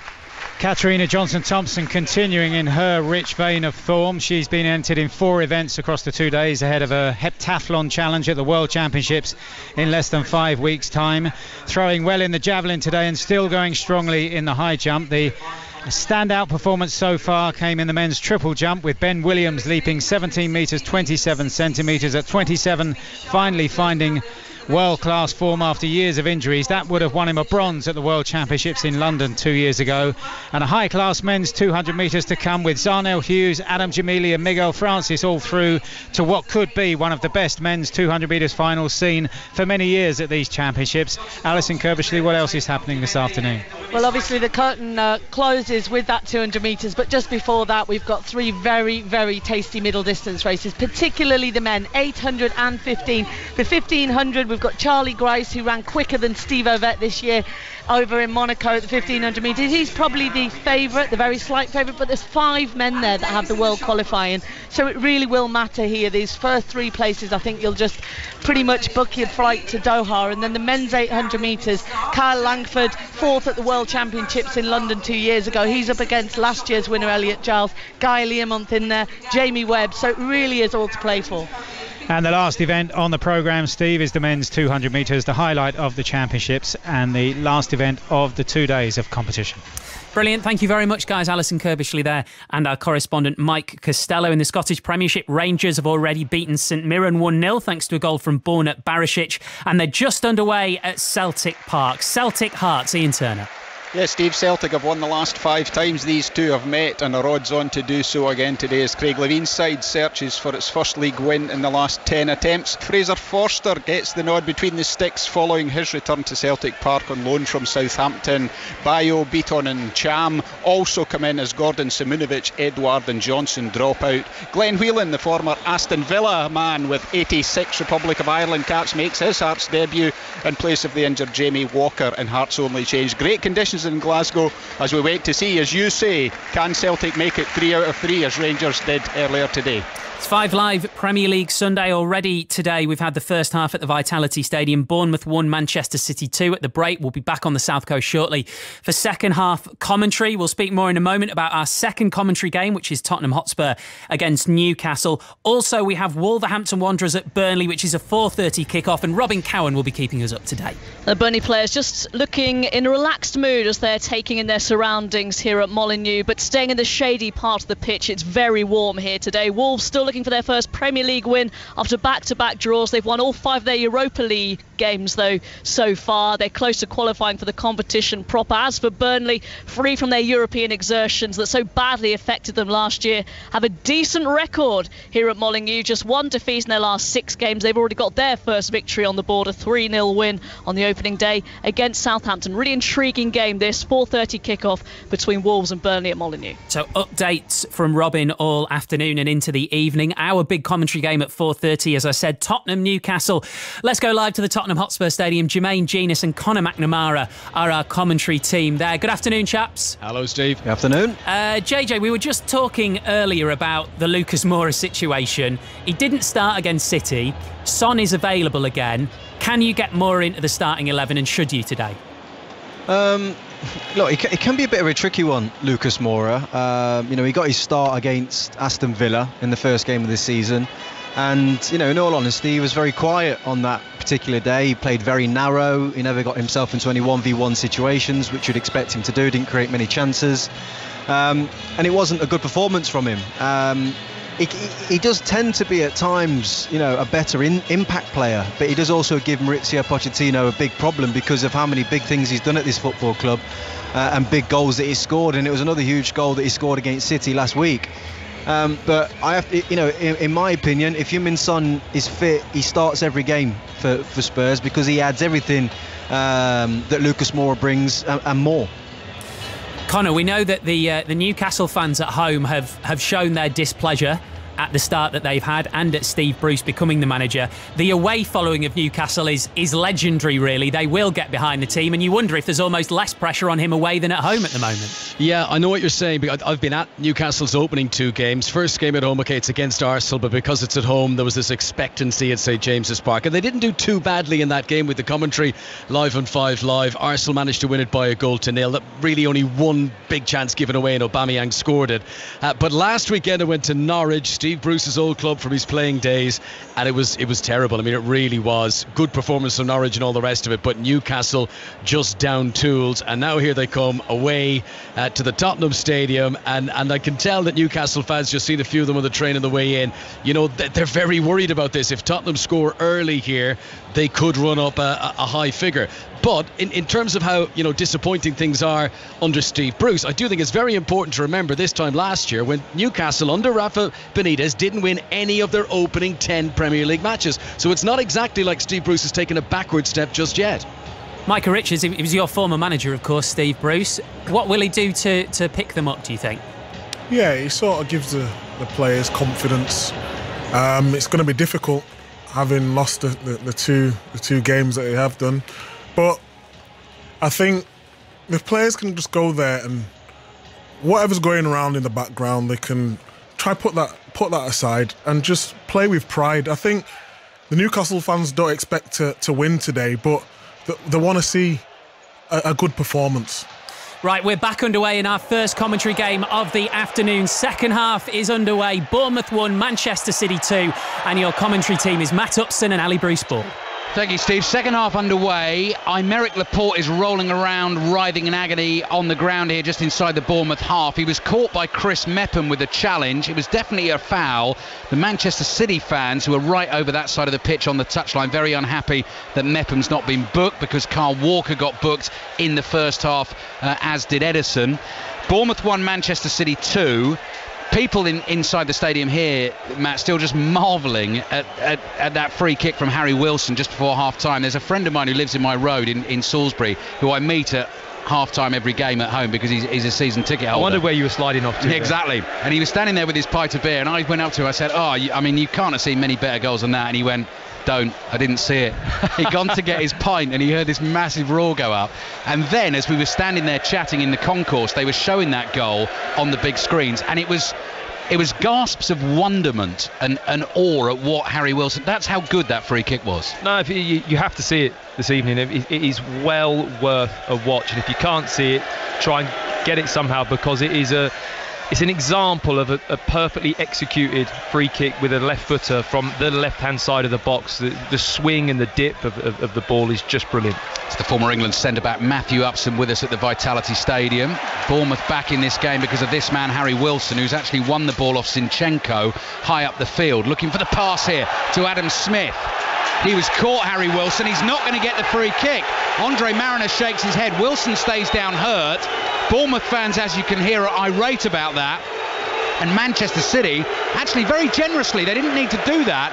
Gundogan has knocked the ball out of play, and immediately the Bournemouth players are surrounding Andre Mariner and saying, well, how on earth are you not giving that? Well, I think the fact that Manchester City have knocked the ball out indicates that they feel that, they've got away with one here. And I didn't actually see it live because I was too busy watching the pass that he offloaded the ball, Harry Wilson. As he offloads it, Raheem Sterling just comes in from behind and just hacks at the back of his leg. It's a clear free kick, and I think that's why Manchester City ended up putting the ball out, to be honest. Yeah, I think you're right. Right, lineups for you just as we wait to get underway again. Aaron Ramsdale is Bournemouth's goalkeeper. 21-year-old who spent the second half of last season on loan at AFC Wimbledon, but he is the number one choice ahead of the likes of Artur Boric and Asmir Begovic and Mark Travers this season. Chris Mepham, Steve Cook, Nathan Ake as the back three. Ryan Fraser's now playing as a left wing back because Charlie Daniels unfortunately stretched it off in the first half after twisting his knee, putting a cross in from the left hand side. Adam Smith's on the right. Philip Billing and Jefferson Lerma in central midfield. Josh King wide left. Harry Wilson, the goal scorer from the free kick, wide right, and Callum Wilson through the middle. Lively open start to the second half as well. David Silva's got Sterling away, goes down in the penalty area. That will not be a penalty, I'm sure. Mepham and Sterling were running shoulder to shoulder. Sterling might have been off balance. I'm not even sure he was looking for the penalty. It's gone behind for the goal kick. I'm not even sure if that was a hint of a penalty. It was just a coming together. Sterling's tried to knock it. Mepham's well within his rights to get alongside him and get his body across him, and the defender did well in that instance. Two Manchester City players on yellow cards. Kyle Walker is one of them. Could easily have had two actually in the first half. Ederson, the goalkeeper, is the other. Ederson in goal. Walker, Otamendi, Laporte and Zinchenko the back four. Gundogan in for Rodri today at the base of midfield. De Bruyne and Silva alongside him. That's David Silva, by the way, and Bernardo Silva also starting today. One side of Aguero with Raheem Sterling the other. Manchester City trying to cut Bournemouth open again. Sterling goes down, play continues. What's happening at Headingley? Ellie Oldroyd. Jofra Archer is out. He hit 2 fours in a row off Nathan Lyon, then blocked a couple and then went for the slog again, although we're actually just going to see this back to see whether it was I think it was a doubt about whether it was caught or whether, because the fielder was on the rope, and remember that if you put your foot on the rope then you are not out, so we'll probably wait for the review. But a quick word from you, Ebony Rainford-Brent. This is Jofra Archer doing what Jofra Archer does. Yeah, it's a bit of a frustrating one here. Just looking at the catch, from the naked eye looks good. He's taken the catch, then sort of chucked it up in the air with his foot gone back over the line. So I think he's going to be out. Frustrating from Archer because he was just doing what the job he needed to do, and you just felt he'd got the boundary, just settle in and get Ben Stokes back on strike, but unfortunately he went for one too many. Yeah, the catch was Travis head down on the boundary, and he did step back. He put his foot back over the rope, but because he tossed it up into the air, by the time he then retook the catch, he got his foot back inside the boundary rope. So Jofra Archer is out for an entertaining 15, but he didn't hang around long enough. Stuart Broad will be the next man in. England 286 for 8. They need another 73 runs to win. Ball by ball commentary continues with the Test Match special team on 5 Live Sports Extra. 6 minutes into the second half at the Vitality Stadium. in hot temperatures here, sparkling sunshine. Bournemouth 1, Manchester City 2. While we were away at the cricket, Aaron Ramsdale making a sharp save to deny David Silva. Raheem Sterling going close as well from close range. Floated ball from Sterling looking for Otamendi. Ryan Fraser, good defending, got in the way and just made sure Otamendi couldn't get there. And the ball is behind for the goal kick. I think we're in for a really good second half, Matt. Yeah, it started very, very well. It's very tightly fought, but Fraser there just doing brilliantly, getting his body in the way and on Otamendi, and I just think that's something that Bournemouth will be a little bit disappointed with this afternoon. Man City with their cutting quality play, but Bournemouth have to defend better in these one-on-one or from wide areas, and just to be able to affect the player receiving the ball. Aaron Ramsdale gives the ball a good old hoof from the goal kick. Josh King chests it down, bumps into Kyle Walker, ball to Harry Wilson, onto Callum Wilson, he's in! Oh, blocked by Ederson, ball spins up in the air, Billing can't get onto it, and Kyle Walker calmly clears down the right. De Bruyne is tackled by Fraser. Manchester City get it back again, just wouldn't quite sit down for Callum Wilson to get a proper strike away on goal, and Ederson closing down quickly. Aguero trying to get away from Ake, gives it to De Bruyne. De Bruyne skins Ake, back to Aguero. De Bruyne wide and behind for the goal kick. Chances at either end. That's just ridiculous play from Manchester City and Kevin De Bruyne. Almost the cheek of how he does this. He has a lovely bit of footwork to go past Ake. He lends it wide to Aguero. He cuts it back, and then his first time right-footed, he looks frustrated. He's missed the target in that near post. He's just tried to bend it to the left-hand side of Ramsdale, but at the other end, I felt Laporte did brilliantly not to give a penalty away. I have to say, Wilson had got the wrong side of him. He was clean through. It was a lovely little ball over the top. He does well, Laporte, because it's easy just to lash out and try and win that. He holds off and lets Ederson do his thing again. He comes out and blocks it brilliantly. Long ball downfield from Ramsdale, the Bournemouth keeper, chested down by Callum Wilson. He's worked it to the left, and Billing, as Kevin De Bruyne and Kyle Walker breathing down his neck. He's won a corner for Bournemouth. Laporte actually, Matt, there as he ran into the area, had his arm on Wilson's shoulder, and I think he very sensibly just decided to remove it. He just knew, if I make any kind of pressure here, he's going to go down into penalty and a red card. Like David Luiz tugging the shirt yesterday and getting the penalty given against Arsenal. Fraser with the corner for Bournemouth, right underneath the crossbar. Ederson good there, in amongst the whole clutch of bodies, comes out and grabs it with both hands. Out it goes underarm to Sterling, onto Aguero, falling backwards as he plays the pass. Poor pass. Mepham didn't catch Gundogan there. Gundogan leapt out of the way to avoid the challenge and feels he should have been given the free kick in case he had got caught. He wasn't. Lerma then goes down. Sterling with the foul coming through the back of him, and Gundogan continues to complain about the high foot. There's a real bit of passion and spice to the game now as well. Bournemouth are taking a quick free kick.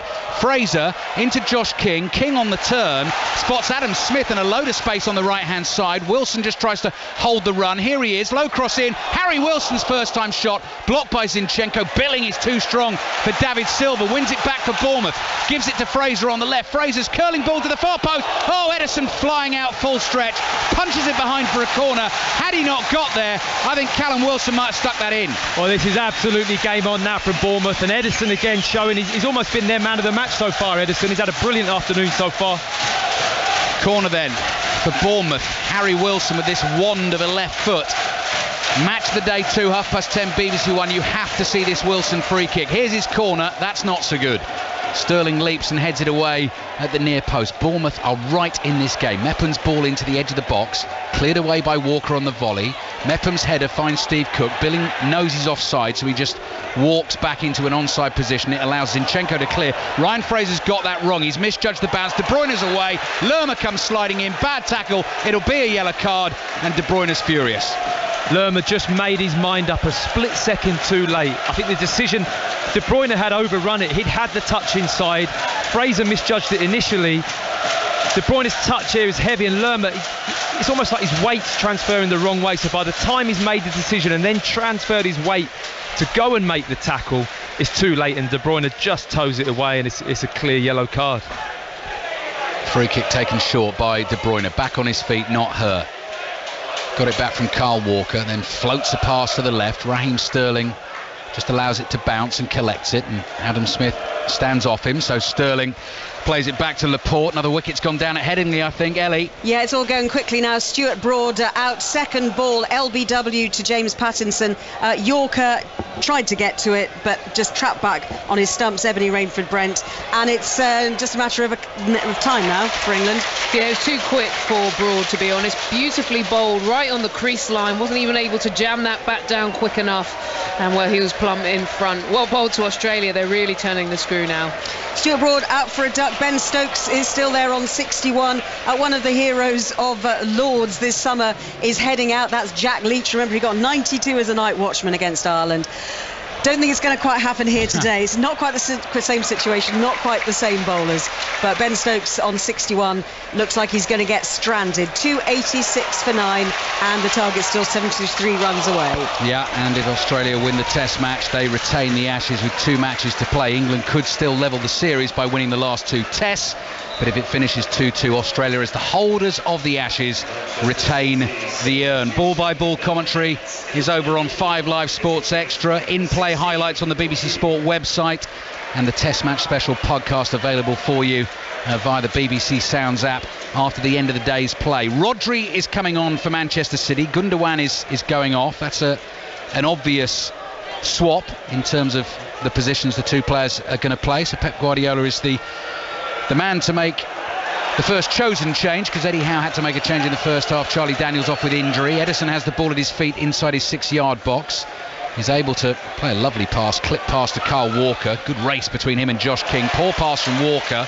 Steve Cook brings the ball away, being chased by a horde of Manchester City players. Rodri puts a foot in, and Edison will be able to keep this in the left-back position. I'm not sure if that's really worked this afternoon, not having Rodri or Fernandinho on the pitch and playing Gundogan in that deeper role. I think you've got the quality of Rodri and Fernandinho in there. They just provide that layer of defence, don't they, and protection to the back 4. And I think, it's a smart move from Guardiola to bring him on now and to try and shore it up a little bit for Manchester City, who have been under pressure a little bit in the last 10 minutes. I mean, he's always intense, Pep Guardiola. Just looks a little concerned at the moment. His team are still leading 2-1. Bournemouth, as we keep saying, are very much in this game and offering that threat with the likes of Callum Wilson, Harry Wilson and Josh King. They've given the ball away here, though, so Manchester City will have a chance to come again. Best chances in the second half. Well, Callum Wilson has gone through one-on-one, but more of them to Manchester City. They come again with Bernardo Silva. Jinks onto his left foot, running across the face of goal, edge of the penalty area. Ake in front of him, still Silva, hits the shot, takes a deflection, falls to Harry Wilson. Harry Wilson's got no one to aim at upfield, but I guess he's done the right thing there. He's cleared it, man, in space. That is the trouble. If you're being under pressure that much, everyone is deep there, and I'd rather him clear the ball up the pitch as opposed to try and play out and it get caught and turned over again on the edge of the box. Saw Danny Ceballos last night for Arsenal give Sadio Mane a chance when he played that the crossfield ball. Yeah. He was in the left back position by the corner flag and he just whipped one into the penalty area. It's almost like a position where, as a player, you don't ever pass it. You can't pass it across your 18-yard box there. 14 minutes gone, second half. Matt Upson with us here on 5 Live. David Silva here for Manchester City. Pace of Sterling gets to that ball with the cutback. Mepham blocks it. Half-hearted shouts a handball from the Manchester City fans. Callum Wilson jumps for a header. Kyle Walker wins that header. Billings in there first. Bournemouth have a chance to come on the counter. Kyle Walker sprinting as hard as he can to get back at Josh King. King's overrun it, though. It allows Otamendi to come across, get a touch, and Manchester City keep it in play. And not only that, they go boom, boom, boom, 3 quick passes, and all of a sudden they've got Bournemouth on the back foot. Here's David Silva. De Bruyne to his right, 30 yards from goal. De Bruyne striding forward, back to Silva. Sterling on the outside. Angle's tight for him, pulls it back. David Silva's in, goes down, and he's not going to get a penalty. Lerma with the challenge. David Silva's down hurt. VAR will have a look at it, but Andre Mariner on field has said that is not a penalty. When we get our replay, we will get Matt Upson to look at it. Pep Guardiola can't believe it, but he's got the same view we have. I don't think I need the replay. I thought I heard the contact of the tackle. I heard it. It sounded from here like a really good block tackle of the ball. I mean, we're now getting the replay, but as he pulls it back, the camera didn't really adjust to it well enough. There in time. This will be a better angle. Yeah. Is his foot trodden on? I think Andre Mariner's looked at it and thought there isn't even actually contact. Well, I'm not sure. A leg was put out there. By Lerma, he does catch him. He does stamp on his foot. VAR's looking at it. Now, that's not gone up on the big screens inside the ground. It's a penalty. Right. Matt is saying it's a penalty. This will be interesting, Matt, because they will only overturn this if they feel it is a clear and obvious error by Andre Mariner. Now, so far this season, I mean, I'm going to use the example last week. Hang on. Decision, no penalty. Now, that's interesting. That is really interesting because my assessment of that is it was difficult to see if there was contact. Correct? Because Lerma stepped on David Silva's foot, which can be hard to see if you're at a fair distance like we are. Yep. But when you get the slow-mo replay, and it did look, am I wrong in saying it looked like he trod on his foot? No, there? he did. He did. Yeah, he did. So he stamps on top of his foot. So that's a penalty. Well, it's contact in the box, isn't it? And without winning the ball. Yep. And the point I'm going to make to you about VAR is right at the start of this season, they've been talking about a high bar, that they don't want to overturn loads of decisions. They want to back the referee. Correct. So they obviously feel that is not a clear and obvious error by Andre Mariner, even though you and I, looking at the screen, feel that is a penalty. But what I think, my understanding, and this is the understanding, is that they're not there to referee the game. They're there to make sure Andre Mariner has seen what actually happened. Yes, that's correct. So Andre Mariner may have seen and said, yeah, he trod on his foot, but in his world, that might not be a penalty. Well, that's true. It's the only interpretation. He's the man in charge. He is the man in charge. Because VAR You're can right. only check that he's seen what happened. Yeah. And he must have seen it initially, but still feels that it's not a penalty even with contact. They have the conversation. He tells them what he has seen. The audio is incredibly important.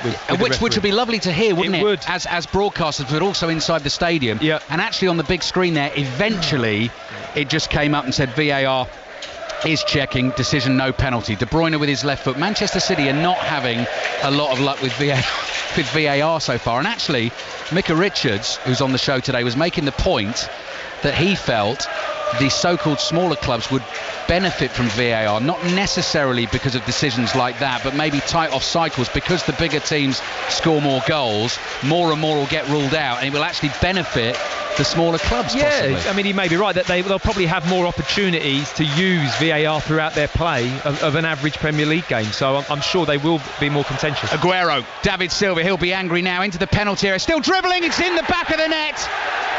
And Manchester City have their third. Sergio Aguero with the second of the game. Again, just a sniff. The ball went loose and Aguero, quick as a flash, onto it. Bournemouth 1, Manchester City 3. Well, you can come back to that topic you were discussing before the game about tap-in type goals. This is another one. It's really nice, aggressive play and running, but really the tackle comes in. Aguero, he's just in the right place. He literally follows behind David Silva. It's a poor attempt of a clearance by Cook, but as he's following, the ball just pops out to him. Aki slides, he tackles, it runs there. He's in exactly, just like his first goal, he's in exactly the right place, and he toe punts it in from 6 yards. The ball falls between three players, and toe punt is the word. He literally just keeps running, sticks a foot on it. It's not the prettiest, but the point is, Ali, he's on the move. Yeah. Good strikers, and this is why defenders, you almost have to emulate the striker's mentality in that sense. The moment you're planted and a bit statuesque and waiting to see what happens, in those situations you're history. Aguero is on the move, he gets there first, he sniffs it out first. It's great goal scorer mentality.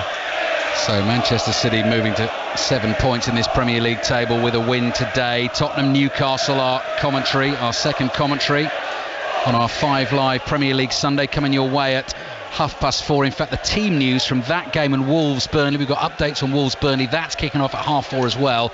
It's about 5 minutes or so away, and we will keep you in touch with the test match as well. Ball by ball commentary continues on 5 Live Sports Extra, but Australia are closing in this afternoon on retaining the Ashes. So the VAR controversy in a way goes away, because Manchester City within a minute have got a goal that I think their second half performance deserves. They've had chances, but 6:06 tonight, I think it'll be worth a chat, because it's another one of those we've seen where the VAR doesn't want to overturn the on-field decision, or as Matt says, maybe they've said you should think about it, and the referee has said, I'm happy. I think this is the point. The VAR can't overturn it. It's not a case of wanting to. I mean, the referee, who is the VAR, is sitting there in the chair thinking, well, that's a penalty, I'd give that as a penalty, but this is the difference in refereeing. Andre Mariner has clearly seen that there is contact. and he's happy for there to be contact without touching the ball to stop Silva getting a shot off whatever and think it's not a penalty. And the next step they can go to there, if he's really unsure, is the VAR could say to him, go and have a look at the monitor. Now, we've not seen a Premier League referee do that I don't think they are going to do that. I think you talk about the high bar. Yeah, they're going to try. That's another thing that they're going, we're not going to do that. Yeah, but that is an instance where if the referee is really unsure on a subjective call and completely disagrees with the video assistant referee, he could go to the screen. But it's difficult to disagree with somebody that's got 5 different angles of slow motion, and yeah, that's true. As hard as a referee to go, well, no, that isn't actually what happened, when you've only seen it real time from a distance with your own eyes, you know. Bournemouth 1, Manchester City 3. Obviously still getting used to VAR and how it operates in the Premier League this season. Double change coming Bournemouth's way. They've already made one in the first half because of the injury to Charlie Daniels. It's the Manchester City fans you can hear singing away. 08085 909 693 is the number to call tonight to have a chat to Emmy Saunders and Robbie Savage on 606, taking the calls after Tottenham Newcastle. And you may well want to discuss that decision as part of the conversation tonight. Kyle Walker forward to De Bruyne, who's been excellent, as he always is. Bernardo gives it back to him. De Bruyne with purpose, down the right-hand side, cross just behind Steve Cook. Sterling just got a little nudge in the back. He's down in the penalty area and hurt. Bournemouth have knocked it behind for a corner. Sterling wasn't going to get to that ball.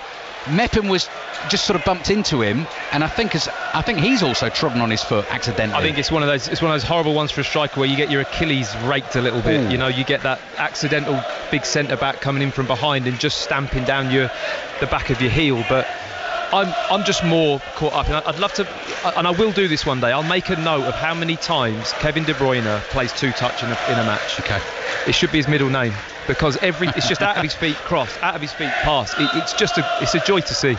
Matt Upson with us on 5 Live. Manchester City 3-1 up at Bournemouth. Kyle Walker floating a high cross to the far post. Good headed down by Otamendi. Falls to Rodri, who's yet to score for Manchester City. His volley is blocked. Harry Wilson's down has been caught on the edge of the box. That is a free kick to Bournemouth. Kevin De Bruyne's frustrated. Double change.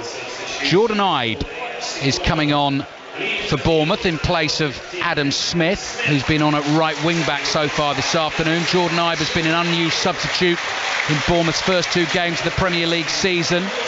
Now into his 4th season at Bournemouth, having cost big money from Liverpool, has never really done it for them. And actually Dominic Solanke, he's not had as long as Jordan Ibe, but he's yet to get going as well, yet to score for the club. He comes on for Callum Wilson. A goal at Celtic Park, Ian Turner. Goal for Celtic, and it came quite out the blue. They had been the better team. James Forrest went down the left wing, threw in an innocuous looking cross, and it was Bayu who managed to bundle it over the line as the keeper came. Celtic 1, Hearts 0, 29 minutes gone. Thank you, Ian. Midway through the second half, Swansea beat Birmingham by 3-0 to go second in the Championship this afternoon. Rangers have won 1-0 at St Mirren. Celtic 1-up against Hearts. Tomorrow night it will all be chewed over and discussed on the Monday Night Club. Mark Chapman with his usual panel of Ian Wright, Chris Sutton and Rory Smith on air from 7 o'clock, and then we'll be into League Cup commentaries during the week here on 5 Live. Newport West Ham on Tuesday night. I think I'm right in saying it's Lincoln Everton on Wednesday night, and the Champions League draw for this season will be made on Thursday, so 5 Live will be all over that as well. 20 minutes to play. Game's just lost a little, Matt, of that sort of edge and sting and impetus because City now have the cushion again. Of course. I mean, the first 10-15 minutes of the second half was played at a great tempo and fiercely competitive, and now Manchester City can just afford to take their foot off a little bit. Rodri's come on, he's sat a bit deep in front of the back four. He breaks up the play very well, keeps the ball ticking over simple, and yeah, they're in full control at the moment, Manchester City. Shouldn't forget as well, Sergio Aguero is hunting yet another Premier League hat-trick. There's no Jesus on the bench, so I think Aguero might just be rubbing his hands together and thinking, I might get the full game here to try and do that. He is on to 4 goals for the season. Sterling's on 5. Out of those 2 for a potential Golden Boot winner, would you still say Aguero? I'll come back to that, Matt. We're going to go to Headingley again. Ellie, what's happening?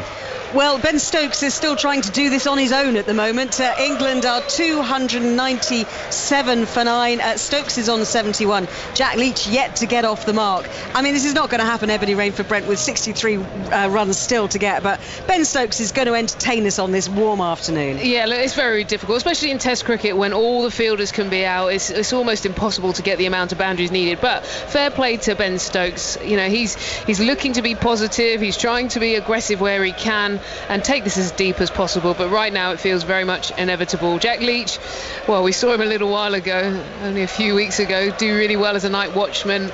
But it's going to be tough today. So let's see how they go. Aussies just in the hunt for that final wicket. Yeah, and when they get that wicket, Ali, they will have retained the Ashes. 297 for 9. Another 62 needed. Only one wicket left for Aussie to get. As you say, Ellie, as soon as that wicket falls, we'll be straight with you. Ball by ball commentary continues on 5 Live Sports Extra. Australia are that close. Philip Billing is down hurt on the field at the moment. And Matt, you've just made a very good point. Harry Wilson on in the first half. Eddie Howe's just made the double change. They might have to play 20 minutes of this game with 10 men against Manchester City. Well, he's taken his time getting up, and it appears to be some kind of head or facial injury. I think it was, I forget who it was. It might have even been Sterling or Bernardo Silva maybe. It just jumped in the air, came across him and caught him in the ear or in the temple or in the side of the head with his forearm or elbow, and he's not looking too good at the moment. No, it's a worry for Bournemouth. It's going to be a real grumbly, pessimistic English cricket fan. As good as that fight back and attempt has been by England, I still go back to 67 all out in the first innings, which put them in the position. It's so annoying. It's incredibly annoying because, you know, other than that, they've done incredibly well, and some of the bowling has been outstanding. It's just a shame it was such a bad batting innings. Yep, first innings all out for 67. Aaron Ramsdale downfield. Solanke leaps to win the flick on. Bournemouth 1, Manchester City 3, and we're going to be keeping a close eye on Philip Billing in Bournemouth's central midfield, who is holding the left side of his face. And Eddie Howe's got a real decision to make there, because you don't want to risk Billing for further games down the line, but at the same time, to leave your team out there with 10 men, you know, you could take a real pasting depending on how hard Manchester City want to go at this in the last 20 minutes of the game. I think he's done well for them as well, Billing. You know, he offers something different. He's got that real height advantage. I think set pieces, he's offered a real threat. He can leap as well. He's very good in the air, but he literally hasn't barely taken his hand off the side of his face since he's been on, and every moment when the ball gets played away, he just looks really unhappy, and I'm sure he would come off the pitch if there was another substitution available. Yeah, he's running at half pace at the moment. Manchester City are looking for Aguero. He's got 2 goals this afternoon. Steve Cook steps in, takes it off him, knocks it out for a throw. Just over 15 minutes to play. Full commentary on Tottenham Newcastle follows at 4:30 on 5 Live this afternoon. Updates on Wolves Burnley. Emma Saunders and Robbie Savage taking the calls after that at 6:30 through till 8 o'clock on 6:06. David Silva looking up. Lovely little pass to De Bruyne, round the corner to Rodri, on to Aguero, on the hat-trick, goes for the cross though to the far post. Mepham heads it away. Zinchenko rushes in, loses it. Solanke's trip, does well, picks himself up, wants to keep playing, then gets the free kick because there was no advantage. So Dominic Solanke, I guess, I don't know how much he's going to see of the ball, but has to use this game time, Matt, to just try and get into a flow and a rhythm here at Bournemouth. Yes, I agree. I mean, Solanke, they're both in that kind of substitution period where they can't seem to get that start. They're up against very consistent performers, aren't they? In King, Wilson, Fraser, all these type players that have done so well for Bournemouth over the past 18 months. They're going to find it hard to break through. Flick on from Solanke, might find Josh King. Awkward bouncing ball in the penalty area. Laporte comes rushing across for Manchester City. King is trying to win it off Laporte, who's down on the floor. Rodri's in there as well for City, and King eventually has won a throw-in for Bournemouth on the left-hand side, which Ryan Fraser comes jogging forward to take. So we'll see what Bournemouth can do with this, and then after that we'll be heading to Molineux to give you the team news on Wolves Burnley. Robin Cowan is waiting there for us. Bournemouth 1, Manchester City 3. Steve Cook has got a long throw. He has the option of Ryan Fraser short, but he's not going to go for that. He's going to launch one into the edge of the 6-yard box, headed away by Otamendi, chested down by Aguero, volleyed away. No one there forward for City, headed forward by I, but now Zinchenko has a chance to nod it forward. And what can De Bruyne do here? Back to goal, turns, slides the pass in. Sterling is through on goal. Lerma's with him. Sterling's round him. What can he do? Down by the byline, pulls it back. Mepham clears quickly to Headingley. Ellie Oldroyd. 2 sixes for Ben Stokes in this last over by Nathan Lyon, and he's nicked the strike at the end of the over as well. So he'll face James Pattinson in this next over. Ebony Rainford Brent. I mean, Ben Stokes 83 not out, 84 not out. He wants to get his century, doesn't he? Well, he's having some fun, isn't he? Memories are coming back of the World Cup final where he was the Lone Ranger getting it to the end. He's taking it as deep as he can. What an intelligent player, what a talented player. He's doing his best for his country. 310 for 9. Well, there's Stokes, there's hope, Ali, but probably not very much. 49 more needed, just 1 wicket left. What a summer Ben Stokes has had. Team news then from Molineux, Robin Cowan. One change for Wolves from the side that drew 1-1 here against Manchester United on Monday night. Morgan Gibbs-White comes in for Leander Dendonk, who drops to the bench. That's 4 changes from the side that played in the Europa League on Thursday. Burnley are unchanged. Thank you, Robin. Updates on that one during the commentary of Tottenham Newcastle here on 5 Live. Riyad Mahrez is getting ready to come on for Manchester City. Kyle Walker's throw intercepted in midfield. Jefferson Lerma on the ball for Bournemouth. Plays it back to Steve Cook. He goes long diagonally to his right. Solanke will chase. Laporte has it covered. Finds Zinchenko. Back to Rodri. Just looking for Billing. How's he been going in the last couple of minutes? He's not holding his face quite so much, but he doesn't look happy. No, he's not happy, but he's stopped bringing his hand up to his face all the time. I think he's now accepted the fact that he's going to have a little bit of pain for the next 15 minutes or so, and he's just got to get on with it. He looks like he's just come out of the dentist after some rather unpleasant surgery. So he's got 14 minutes left to survive. Manchester City closing in on their second win of the season. Sterling with 1 goal, Aguero with 2. Laporte on the ball for City inside his own half, goes low and left to Zinchenko. This is at walking pace. Cross to Otamendi. Atmosphere's just gone a little flat inside the stadium as well. Walker's pass to Bernardo, not the best. He had to quickly scamper down the touchline to collect that. Walker goes back to Otamendi. Solanke closes in. Otamendi across to Laporte. Laporte into the feet of Rodri, who came short for him. Rodri has a bit of space. Tall, muscular player is Rodri in central midfield for Manchester City. And now your heart skips a beat a little bit because De Bruyne is on the ball. He's given it to Bernardo Silva on the right. De Bruyne trying to get back in the onside position. There he is. Goes for 1 touch rather than 2. He almost misplaced the pass, but Rodri came across. There's his 2, Ali. There's his second touch. Another first-time pass to Otamendi. I've got a feeling this is the way the rest of the game might play out here. Matt, on a hot afternoon, Manchester City are ahead and cruising. Absolutely, and that is the blueprint for Manchester City at the moment. If Bournemouth can put a little bit of excitement into this game and get on the front foot, but in order to do that, they've got to get hold of the ball, haven't they? And at the moment, the control and the space and the movement that Manchester City have is far superior. Bernardo Silva is coming off. Riyad Mahrez is coming on. Saw Mahrez start on the first day of the season at West Ham. Had a couple of assists there. He was really good, and it got me thinking that with Sane injured for quite a while, he had a real chance to sort of be a regular starter in this Premier League starting 11. But then that's almost forgetting the likes of Bernardo Silva, and Mahrez has had to spend the last couple of games on the bench. He's on with 12 minutes to play here. Scored the winner here last season. Bournemouth 1, Manchester City 3. Australia still just that 1 wicket away from retaining the Ashes. Stokes and Leach at the crease for England. Stokes still just that little bit of hope, biffing 6s at Headingley and taking England agonisingly closer. He would be a hero, wouldn't he? Oh, well, having won the World Cup for England and then doing that, I mean, that is Botham status. Yeah. Otamendi across to Laporte. Laporte's going to go long and down the middle. Aguero, I think, is onside here. He's going to try and bring it down. Cook read it. His header lands at the feet of De Bruyne, heads it to himself, and then couldn't play the volleyed pass. Ake intercepts. Here's Billing. Billing knocks it to his right to Jefferson Lerma.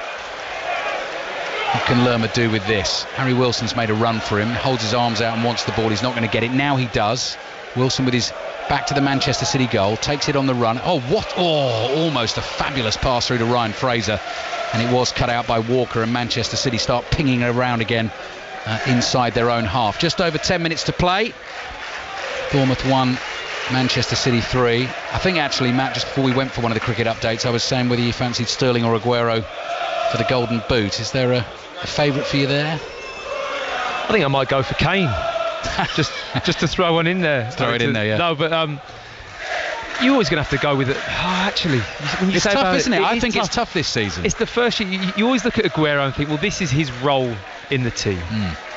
You know, he's one of the most efficient in his role, in the fact that this guy is on the pitch, he scores.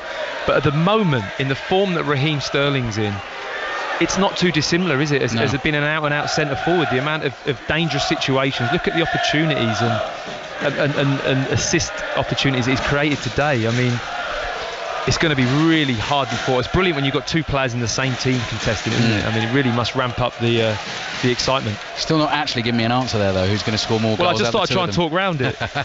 You know, Harry Kane is the answer. Yeah, Kane. Tottenham Newcastle at 4:30 coming your way on 5 Live. Rodri fouled by Billing. And Billing just trying to slow the game down, getting in the way of the free kick. Manchester City won't mind that because they've got a 2-goal cushion. They were leading 2-1 when David Silva went down and felt he should have had a penalty. He didn't get it. VAR had a look at it. Referee stuck with his decision. Here's Aguero bringing the ball forward, outside of his right foot. Finds Mahrez. First touch of the afternoon for him. Little step over and a second. Back to Aguero. Hits the shot. Billing blocks it. Spins up in the air. High foot from Mahrez on Ryan Fraser, who ducked into it and has taken a whack in the face. So that is a Bournemouth free kick. It's nice balance at times when Mahrez is on the pitch, isn't it? I mean, it's hard push to get a start in this team at the moment because they're so well, but I just love the way he's able to cut in on that left foot, and it's such a creative passer and shooter. It's why they have to be the favourites, Matt, because of the squad strength, isn't it? It's an amazing strength of squad, isn't it? You know, and I think they've had a really strong window in what they've recruited, and to have Kevin De Bruyne back on, you know, all cylinders firing. Absolutely. It's just a great thing to see. Kyle Walker gets the ball for Manchester City inside his own half on the right-hand side. 9 minutes remaining in the second half. City comfortable, leading by 3-1. Harry Wilson's sumptuous free kick just before half-time made things very interesting. First 15 minutes of that second half were really end-to-end as well. Callum Wilson went through one-on-one and Ederson had to make the save. But Sergio Aguero's second goal has got City that 2-goal cushion. Rodri with a foul here on Harry Wilson. Free kick for Bournemouth. Mepham goes rushing back to collect the ball because no one from the Manchester City team is going to get that for him. Aaron Ramsdale is left to take this free kick for Bournemouth. Spins the ball in his hands. Looks downfield. Dominic Solanke's already won a couple of headers in the air, so he may well be a target. Steve Cook is up there as well, the centre-back. Here it goes high and long. Cook jumps, wins the header. King tries to turn, couldn't control the ball. Cleared by City. Ake's headed down. Steve Cook just stabs it forward. Kyle Walker with an overheaded clearance. Bournemouth have it back, and Ryan Fraser, little burst of speed down the left-hand side. Billing tries to find him, gets to it by the byline. Cross in. Sliding challenge on him by Otamendi. The ball is behind for a corner. Bournemouth still going for it, Matt. Don't you just love Fraser's energy and how he scampers around the pitch. At this late stage of the game, he plays that 1-2. You just see that little scamper, doesn't he? He really commits to what he does. That's why he's one of the fans' favourites here. Yeah, short, stocky, speedy winger Ryan Fraser. Corner into the near post, disappointing. Sterling heads it away. Aguero completes the clearance with a volley. Jordan Ibe's on his own back there. Riyad Mahrez is with him. Ibe is going to try and beat him on the outside. Now Mahrez has won it, and Manchester City could be away. De Bruyne are immediately alert to the possibilities. Ball in to Raheem Sterling. Sterling, the flag goes up. He's offside. Now if Sterling keeps playing and scores, which he doesn't, he shoots and hits both posts. That could have been another VAR issue because, Matt, you've got to play to the referee's whistle. So if the flag goes up, but the whistle doesn't blow and Sterling scores, the goal still... I'm not sure if he's offside. Well, there you go then. That goal could have stood if it had gone in. So it can't be reviewed because it didn't go in. But exactly, but had it gone in... That's incredibly tight. Yeah, I know. But they are asking the assistant referees to lift the flags, but they're asking the referees to hold the whistle. Sure. But what I saw at Chelsea-Leicester the other day was Leicester score. James Maddison scored. Chelsea had stopped playing because the flag had gone up, but the whistle hadn't blown, and had it counted, then all hell would have broken loose. Oh, they're going to appeal for handball there. That was a cross into the area from Josh King, which hit Walker on the arm. His arms were by his side. Referee saw it. No penalty given. You can't have handball as a defender, can you? It's another one. Jefferson Lerma into the feet of Josh King. Good skills in the penalty area. Goes down. Not going to get a penalty for that either.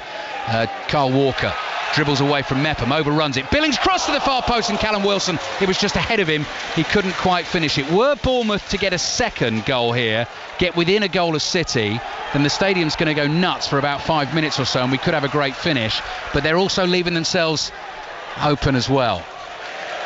Half-time at Celtic Park, Ian Turner. Yeah, Celtic 1, Hearts 0.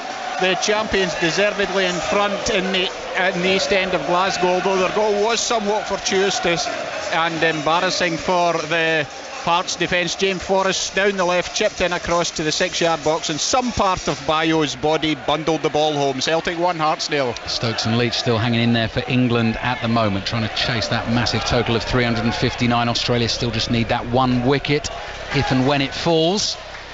If it doesn't fall, if England get the runs, we will be there on 5 Live. Ball by ball commentary continues on 5 Live Sports Extra. 5 minutes to play. Bournemouth 1, Manchester City 3. And João Cancelo is finally going to get the chance, Matt, to make his Manchester City debut with 5 minutes to play. The way Walker was charging about in the first half, I'm surprised he's not come on earlier, actually.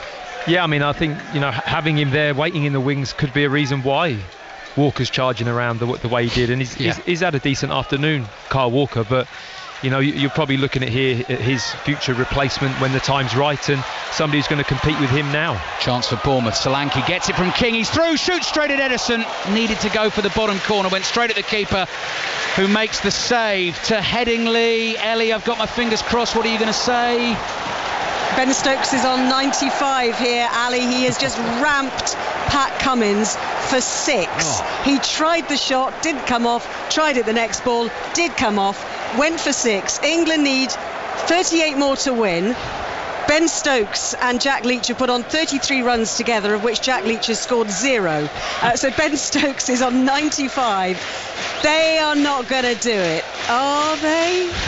38 needed. Oh, Ellie, that is sporting drama at its absolute finest. And as we keep saying throughout this Ashes series, BBC Sounds and Radio 5 Live, the only place you can get that live Premier League commentary like this, but also your ball-by-ball Ashes, which is over on 5 Live Sports Extra. That's available on BBC Sounds, but Ellie is there for us as soon as maybe Stokes get his century, maybe England get within 10 runs, maybe Australia get that wicket.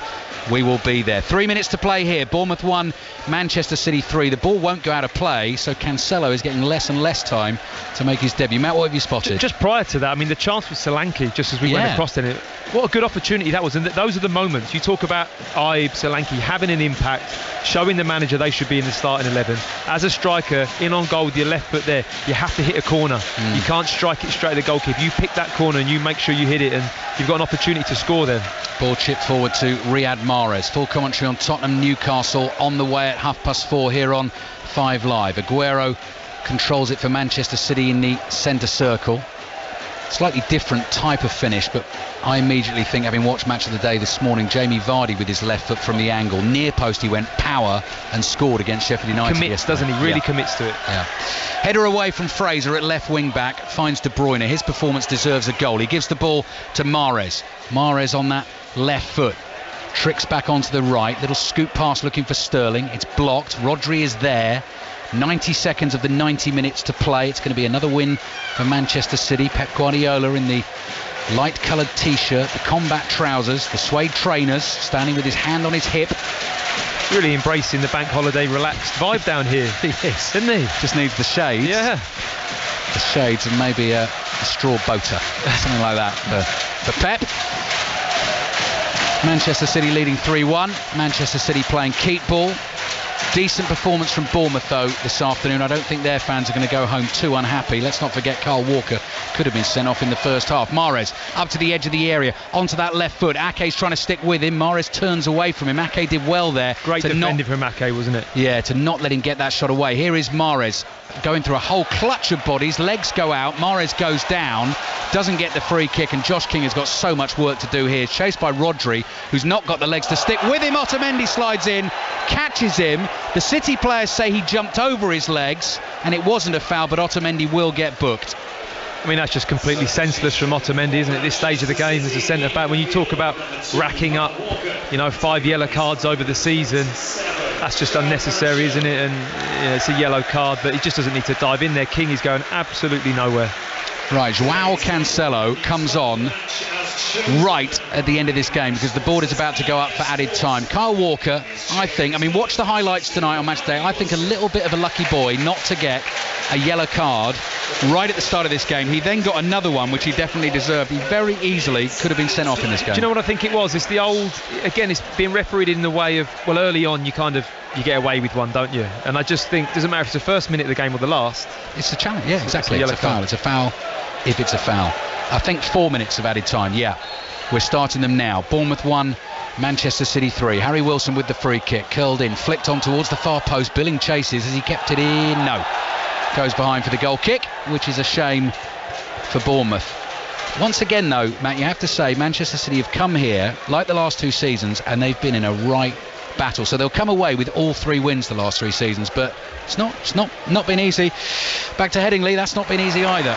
No, it hasn't. Ben Stokes, though, has scored his 8th Test 100. England need 33 more to win. 8 4s, 5 6s from Ben Stokes. He's just given it a go in this final session. Ebony Rainford-Brent, think of what Ben Stokes has done for England this summer. Can he do it one more time? I think if anyone was going to do it in that dressing room, you think of Ben Stokes. I mean, he has been incredible today. He's picked his options. He's just hit another one which has gone for a 6 into the crowd. Oh my days, we couldn't, Ellie. England need 27 more to win. Ben Stokes is on 106. Jack Leach still not off the mark yet, but England don't mind. Ben Stokes, can he do it single-handed? It will be one of the most incredible stories in the Ashes if he does. Well, 27 needed. Yeah, we'll be back with you soon, Ellie. We'll be back with you lots. Ball-by-ball commentary is over on 5 Live Sports Extra. In the closing stages here, Manchester City leading 3-1. Tottenham Newcastle, our next commentary, kicks off at 4:30. Conor McNamara has the team news. At Tottenham name an attacking team. Son gets his first appearance of the season. Lucas Moura, Lamela and Harry Kane are also in the team. Christian Eriksen drops to the bench. For Newcastle, Joe Linton is fit to start. Alan Saint-Maximin gets his first start. Longstaff comes into the midfield. John Joe Shelby drops to the bench. Edison is going to catch the ball with both hands. 2 minutes to play at the Vitality Stadium, so Connor and Jermaine Genus with our next commentary here on 5 Live. That run chase is taking me back to Old Trafford and Australia trying to get the job done against England, having gone 1-0 up in that Ashes series 2005, and eventually I think it was 3 runs short they felt, wasn't it? They got so close, they chased it all the way down and Kasparovic got caught behind. If that was to happen to England today, that would be unbearable. So that is in full on 5 Live Sports Extra. Ellie will continue to bring us the updates here on 5 Live. Tottenham Newcastle is on the way, and we are very calmly, actually, Matt Upson, just playing our way to the full-time whistle here. It's going to be a Manchester City win. It is. I mean, it looks elementary now. It's good to have the cricket coming back and forth just to liven your tone up a little bit. Drama, yeah, exactly. But no, it's Manchester City done a thoroughly professional job. I'm just so impressed with their cutting edge, and the ruthlessness they have in front of goal is amazing at the moment. Yeah, it was the story at the end of last season on those weekends where Liverpool would play one game, then City would play, or the other way round, and we marvelled at the pair of them. And so far at the start of this season, and I know Tottenham has started pretty well and they could well beat Newcastle this afternoon, but it looks like these two, again, the standout teams. Bournemouth are going to have one last go at goal here. Josh King running down the left-hand side. Gets the ball into the box, might fall here for Solanke. Edison at his feet makes the block. Solanke just couldn't get the shot away in time. 30 seconds to play, and Manchester City going to have one more go. De Bruyne through the middle, Sterling on the turn, Mepham's with him, Sterling too strong. De Bruyne to his left-hand side, Aguero's making the run on the hat-trick. De Bruyne can't find him, and Jordan Ibe is able to win it back for Bournemouth, and he's going to have a little dart up the right-hand side. Zinchenko just stands off him. Ibe continues running. Oh, and Ibe, I thought he was heading into a dead end, but he's beaten Zinchenko, and the cross is weak. Miscontrolled, actually, by Laporte. David Silva is back there. He gets ready to clear for Manchester City. Andre Mariner puts the whistle to his lips, blows for full time, and Manchester City move to second place in the Premier League table with a 3-1 win at Bournemouth. They were pushed close. Harry Wilson had them worried with an unbelievable free kick that you have to watch on Match of the Day 2 tonight. But in the end, clinical finishing, Matthew Upson, from Sergio Aguero and Raheem Sterling. Absolutely, the cutting edge Manchester City have, and to come here with it and get a 3-1 against Bournemouth is no easy task, and they'll be absolutely thrilled with their performance and result this afternoon. Final score at the Vitality Stadium then. Our first commentary on 5 Live's Premier League Sunday. The champions have won. Bournemouth 1, Manchester City 3.